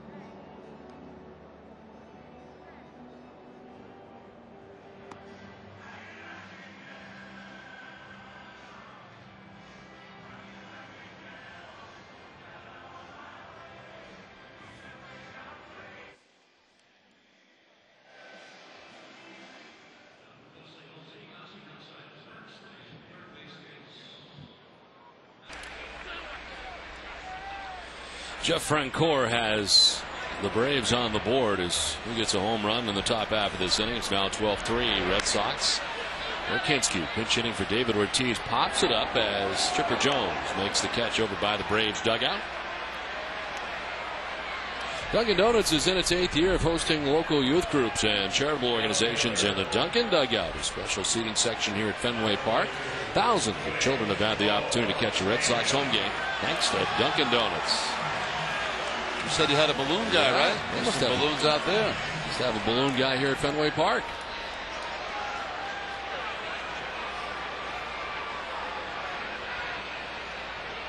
Kinski fouling out for the first out of the 7th inning. Here's Willie Mo Pena batting in Manny Ramirez's spot. Took over for him defensively in left field last inning.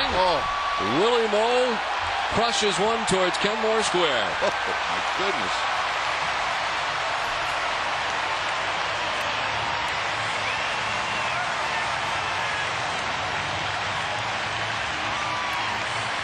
(13-3). Well, when Willie Mo connects, he hits him a long way. And this is a long way. Way over everything.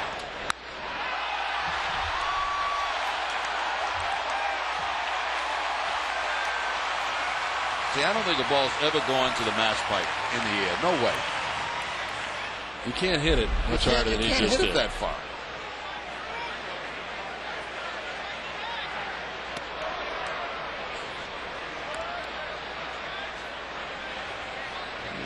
A lot of people say, oh, that ball ended up on the mass pipe. You just can't hit one that far. Jim Rice never came close? I don't think so, no. I mean, maybe close, but plus you need fast lane now, you know, for the baseball to get on the pike, and it's different today.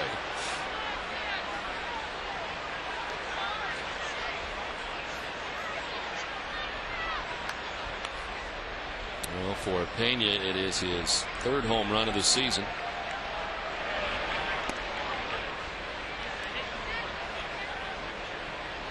J.J. Drew batting. He's been on base 3 times today, 2 walks and a single. He struck out back in the 3rd inning. Drew has scored 2 runs. The Red Sox have scored 13.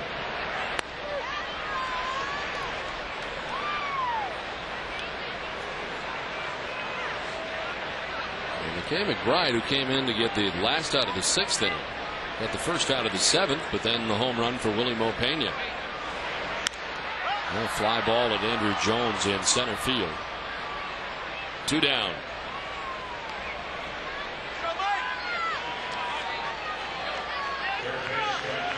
Here comes Mike Lowell, who's had a fantastic day. 5 RBIs on the day.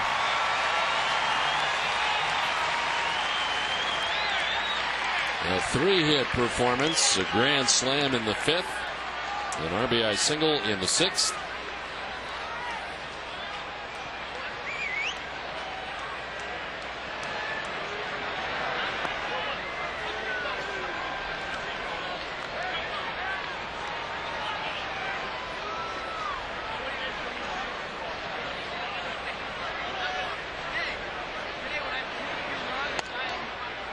Two 2-0 now to Lowell.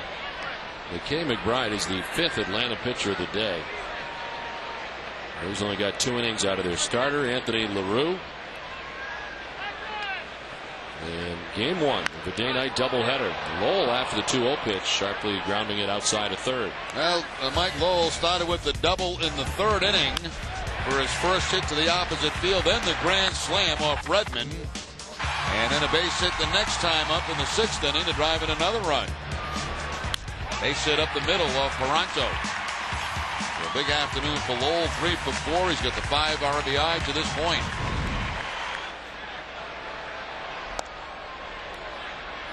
Ahead 3-1.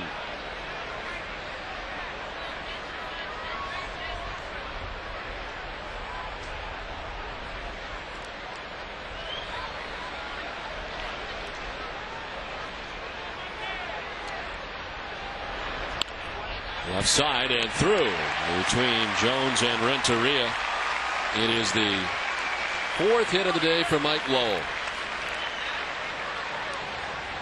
Stay tuned after the game for Granite City Electric's Extra Innings Extra with John Parent and David McCarty. Tina Zavasio will go one-on-one with Sox manager Terry Francona, and Terry's taking a preview of tonight's second game as John Smoltz takes on DeVern Anzac. It's all right after the game, live in HD, only on Nesson.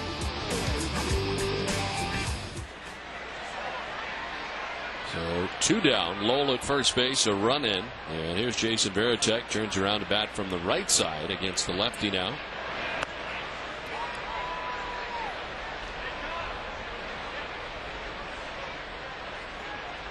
Red Sox with 17 hits.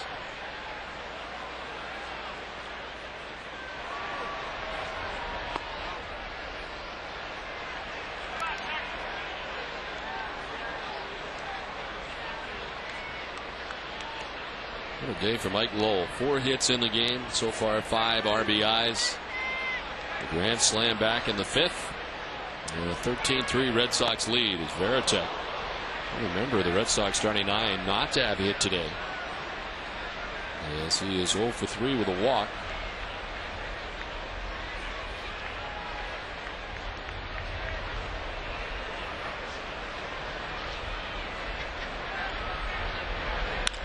Line to Renteria, makes the catch as he was headed down, but makes the grab. Red Sox get a home run from Willie Mo Pena. It is 13-3 Boston.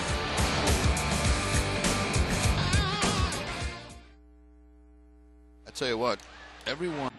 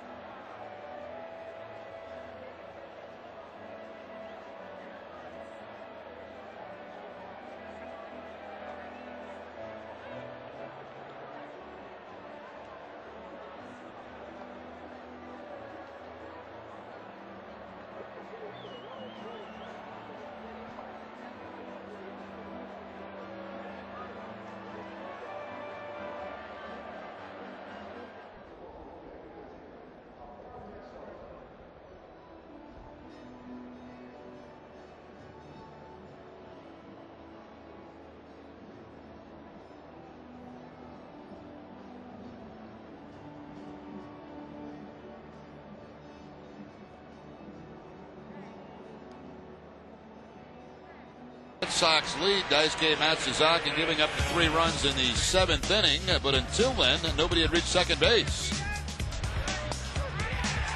Matsuzaka again, a variety of different pitches today. The split-fingered fastball, the cut fastball, the straight fastball for a strikeout there against Chipper Jones, a strikeout against Andrew. And then Renteria on a breaking ball. As you mentioned, 5 today as we check out the league leaders, brought to you by Olympia Sports. Johan Santana on top with 67, Bedard, CC Sabathia, and then Matsuzaka. Booth Bonser at 56. Defensive change for the Red Sox as Alex Cora comes in at shortstop. Julio Lugo. Another game for the Red Sox. Back on the mound is Matsuzaka facing Willie Harris, who takes the strike. Member of the Red Sox last season, a member of the world champion Chicago White Sox, Willie Harris.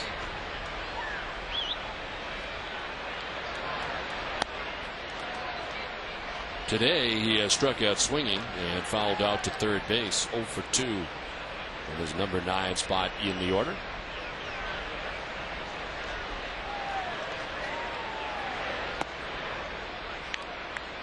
Action in the pen for Atlanta, Peter Moylan. And has already used 5 pitchers in the game.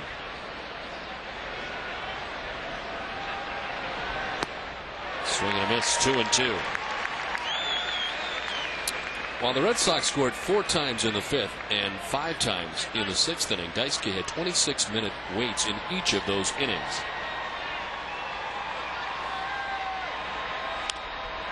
Popped up foul. That'll get back into the seats.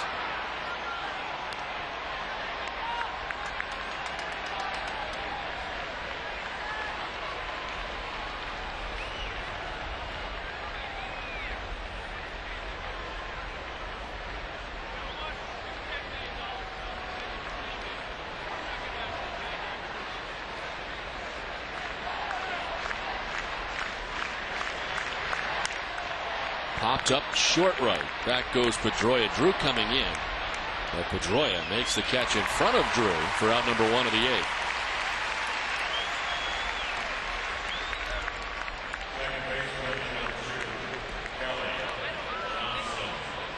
So 1 down, and it brings up Kelly Johnson for Atlanta, who's 0 for 3. Struck out, grounded out twice.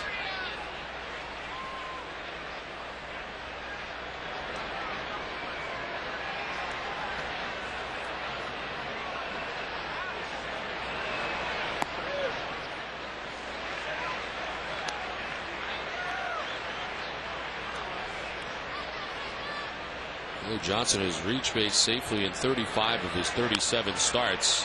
Has not been on today. This one goes foul. Get another chance with a count of 0-2. Now Youkilis rushing to try to get that before it did get into foul territory.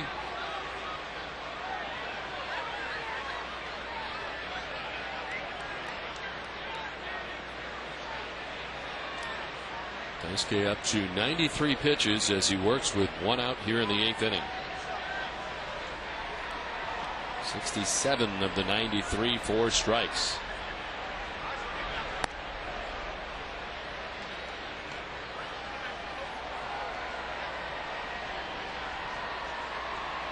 Well, the Braves bullpen has been taxed in this game, in game 1 of a day-night doubleheader. Red Sox pen has gotten the day off so far. Johnson strikes out, 6th strikeout for Daisuke. Oh, that's a nasty splitter there from Daisuke. You know, his changeup and splitter today have been better than over the last couple of outings. And again, it's inside against the left-handed hitter. 6 of them for Daisuke with 2 outs here in the top half of the 8th. Here's Edgar Renteria, 2 for 3 today.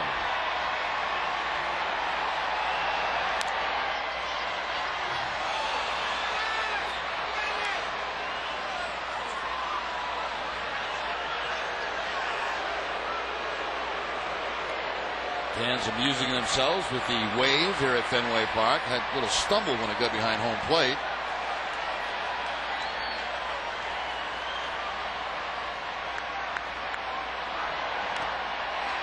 Oh, and 2. The glove knocked off of Jason Barretta.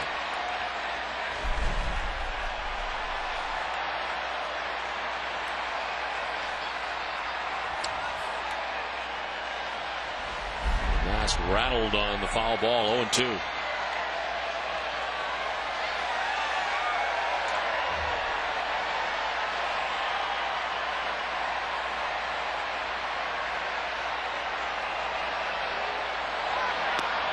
Inside. And it's a ball and 2 strikes now to Edgar Renteria.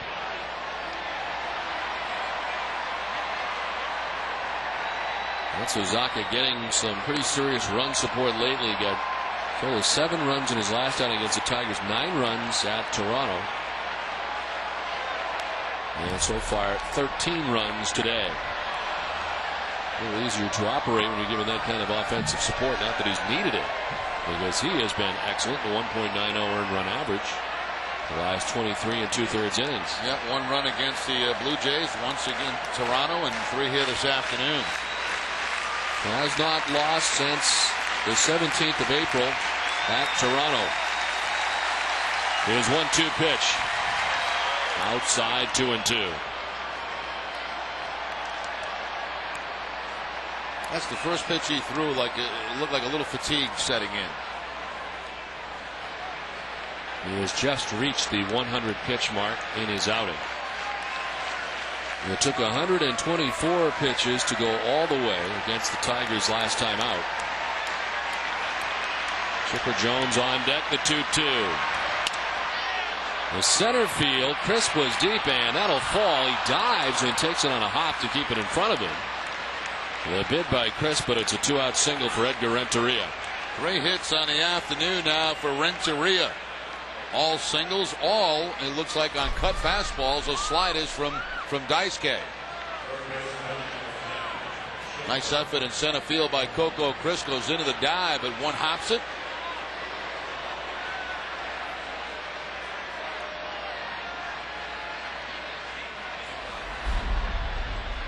Now Chipper Jones. 1 for 3 today, doubled and scored last inning.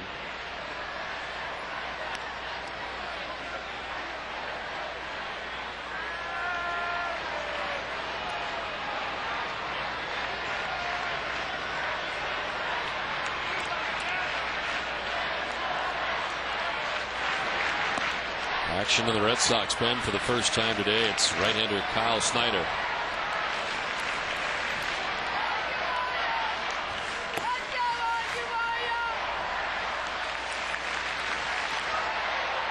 The 2-0 delivery to Chipper Jones. To left field, Pena over, back to make the catch. 7.5 done from the Fens, 13-3 Red Sox.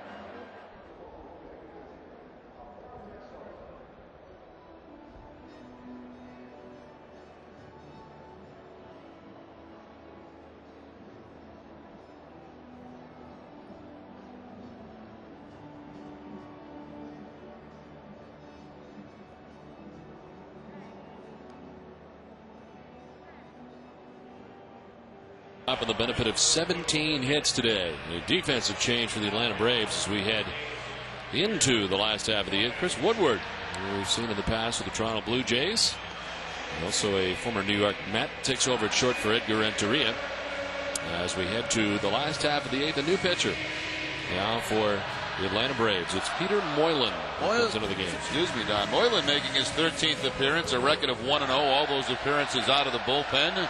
10 hits in 17 in the third. He has walked 9, struck out 8. Opponents hitting 182 off Moylan. So that's sidearm delivery. Well, the Braves deep into their bullpen today. This marks the 5th reliever, 6th pitcher overall used today. Their starter going 2 innings, Villarreal an inning, Mark Redmond an inning and a third, Chad Toronto an inning and a third. And we just saw McKay McBride for an inning and a third as Peter Moylan works the bottom of the 8th.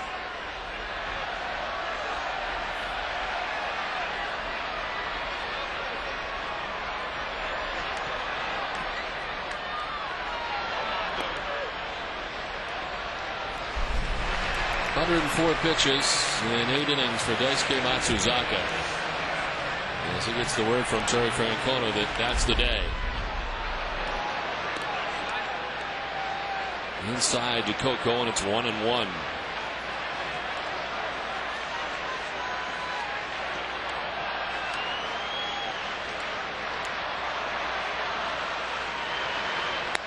Two and 1.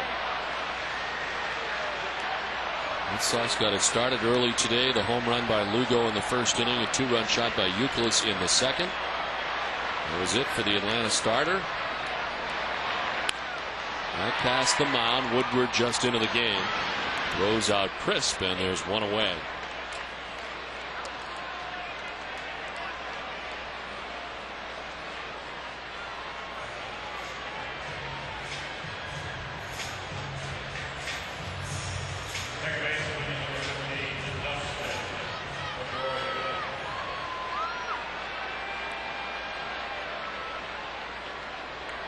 They detect a slight limp in Coco's walk as he was coming back from the bag at first base. As Dustin Pedroia bats with one out. See what's happening here down the line.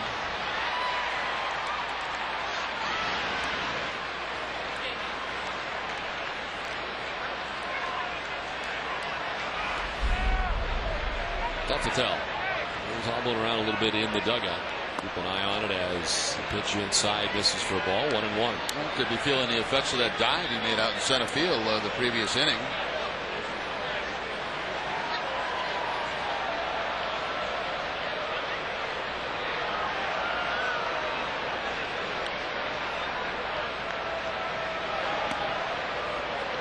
Dustin Pedroia got a hit his last time up. He's 1 for 3 today.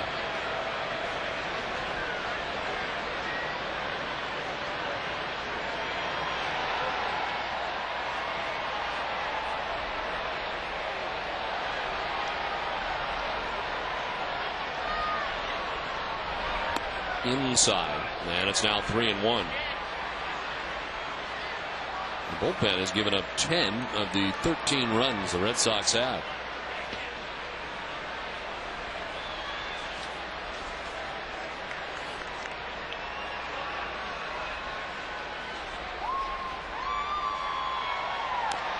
Tap foul, and it's a full count.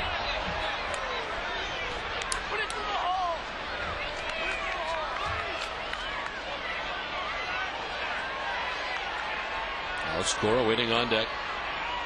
Not yet batted in the game. Took over defensively last inning for Julio Lugo at shortstop. Kyle Snyder continuing to warm in the Red Sox pen, so he'll be on for the ninth. The ninth that will have Andrew Jones, Saltalamacchia, and Jeff Francoeur back for the Braves.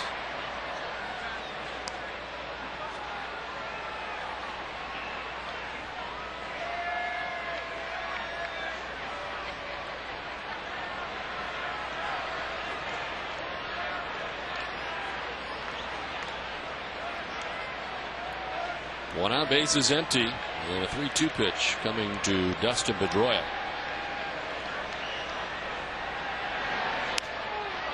Popped up. Saltalamacchia makes the catch. 2 down. Well, the Red Sox domination at home continues in interleague play, as this one likely in the win column will make them 10-0, but a .356 batting average, 8.5 runs per game. As we mentioned a few moments ago, sweeps against the Washington Nationals, Philadelphia Phillies, and New York Mets last year. Last loss at Fenway Park in an interleague game going to go back to June 18th of 2005, when the Red Sox lost to the Pittsburgh Pirates. Here's Cora. Cora will be in the starting lineup in Game 2 in some capacity after having today off until now. I'd imagine with Lugo coming out early, he'd probably start Game 2, and Cora would be at second base.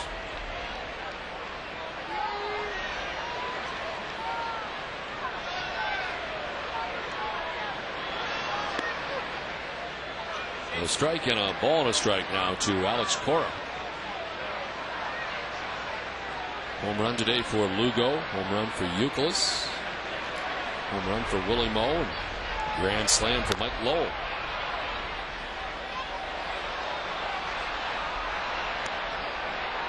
The pregame tonight will begin at 6:30, which is a little different time, a different start time tonight in Game 2 of the day-night doubleheader. A 7:35 start time here at Fenway Park tonight in Game 2. And John Smoltz, 5-2 with a 3.12 earned run average against Vern Hansack. And the call up for the game. Breaking ball outside evens the count now, 2-2 to Alex Cora.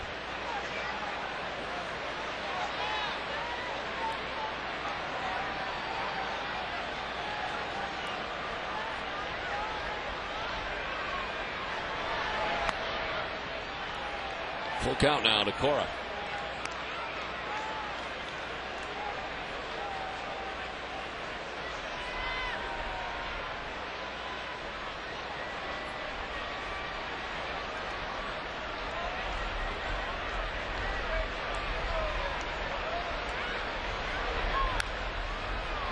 Fouled off into the Red Sox dugout.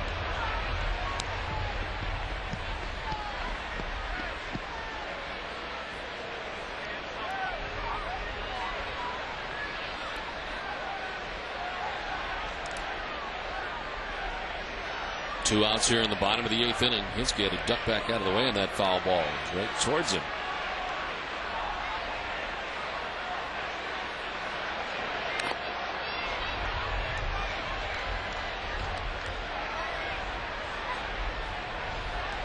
.50 degrees to begin the ball game today. The breeze was blowing in. It is not really factored now. The flag out in left center is pretty still. Feels like it's cooled off a little bit, yes, though. It has.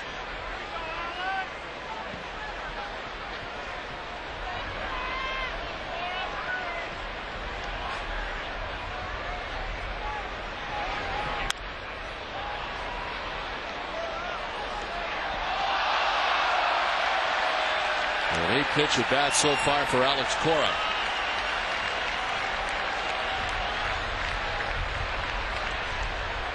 Got a little bit of the clay on his back, apparently coming out of the stands to grab that.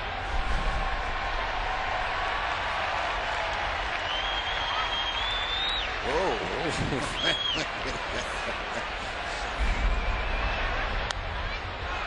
Fouled off to the left. You put that in the category of an accident, right?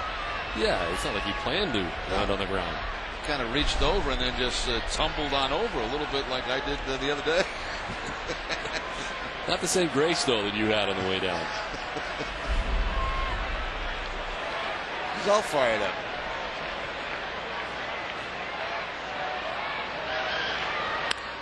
Line to right. Nice at bat for Alex Cora. Over his friend Cora. And it's a 2-out single for Alex Cora. Well, we'll see Devern Hansack in the second game. And, of course, he pitched a 5 hitless inning effort and 9-0 rain-shortened complete game victory over the Orioles on the final day of the 2006 regular season. It was October 1st of last year. It was his first major league win. He had 6 strikeouts and allowed just 1 base runner. A second inning walk to Fernando Tatis. And that effort against the Orioles. We have seen him in relief this year, but he'll be making the start in the second game here today from Fenway Park.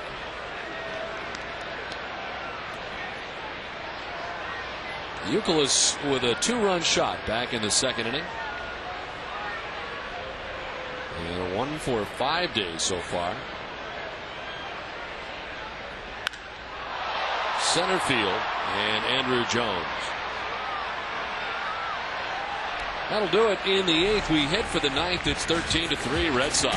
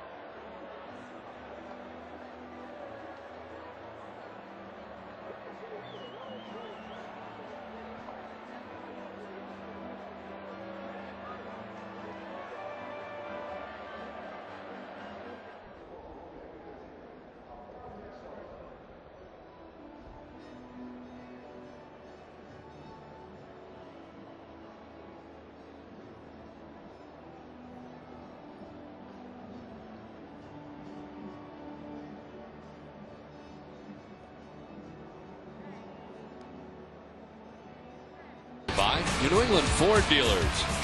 Sovereign Bank, the official bank of the Red Sox cable network. Lasso Vitamin Water. The United States Marines. Coors Light. Your New England Dodge dealers. And by Southwest Airlines. 13-3, Red Sox on top. New pitcher out of the pen for the Red Sox, Kyle Snyder. Snyder in his 13th appearance, a record of 1-0, the 1.98 ERA. Last time coming on the 15th against the Tigers, inning in a third in that game where he had 3 strikeouts.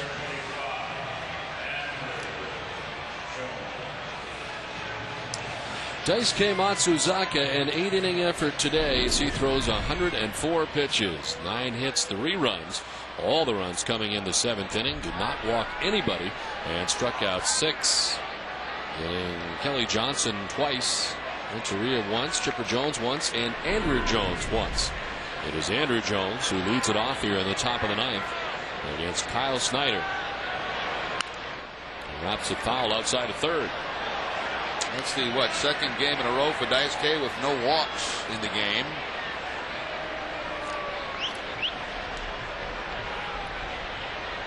The last walk he allowed came in the outing at Toronto on May 9th. The complete game effort last time had 5 strikeouts and no walks.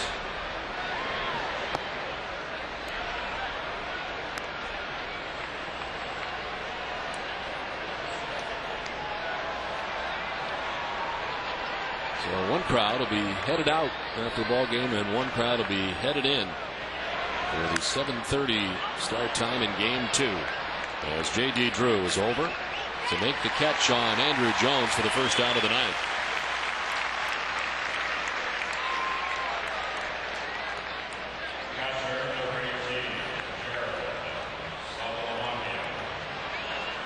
Here is Saltalamakia.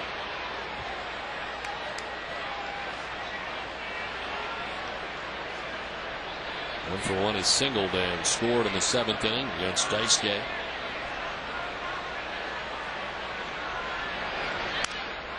Center field, Coco Crisp, long way to go, won't get there as it falls in for a hit, a 1-out single.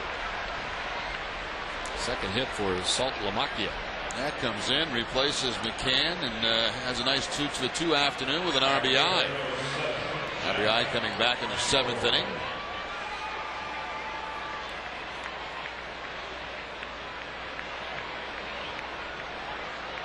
There's Jeff Francoeur, who's had a great day today for Atlanta, 3 for 3, including his 7th home run of the year. A 2-run home run in the 7th inning of Daisuke.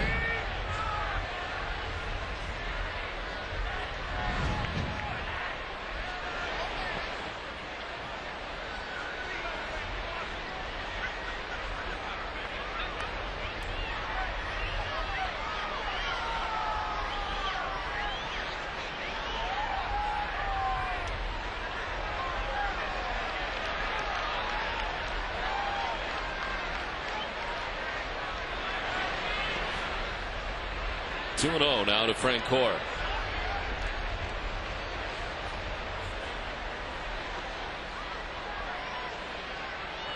Francoeur, the 3rd home run. The last 3 games allowed by Daisuke.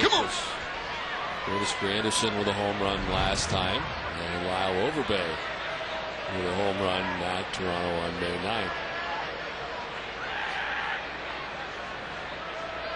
It's the real pitch. In the air to deep left. Pena back, front of the wall, feeling for the wall as he makes the catch for out number 2. Saltalamakia back to the bag at first, 2 down. Well left at bat, and it looked like Francoeur had another one this afternoon.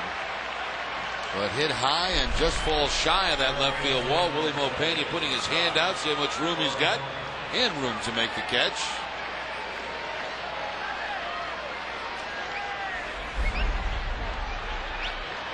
So Francoeur is gone, 2 outs in the 9th, and here is Scott Thorman.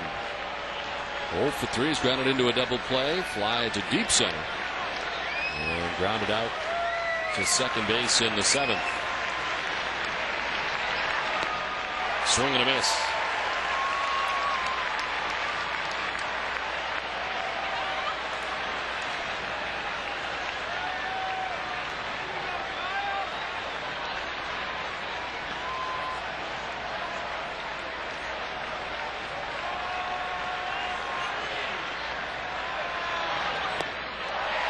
now of Thorman 0-2. And the Red Sox will strike away from winning their 10th consecutive interleague game at home and taking the first of 3 against the Atlanta Braves.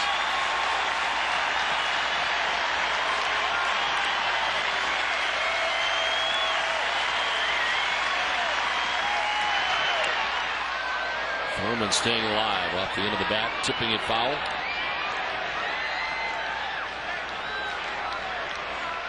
Snyder's not allowed to hit 20 at bats against lefties coming into this game.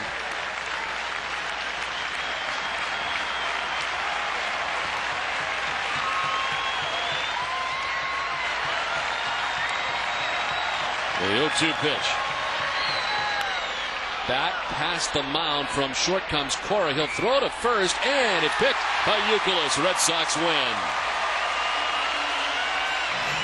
Well, a big offensive day for Terry Francona's Red Sox as they bang out 13 runs on 18 hits and take the day portion of the day-night doubleheader between the Red Sox and the Atlanta Braves. And what a day for Mike Lowell, whose big grand slam helped the Red Sox to this 13-3 victory.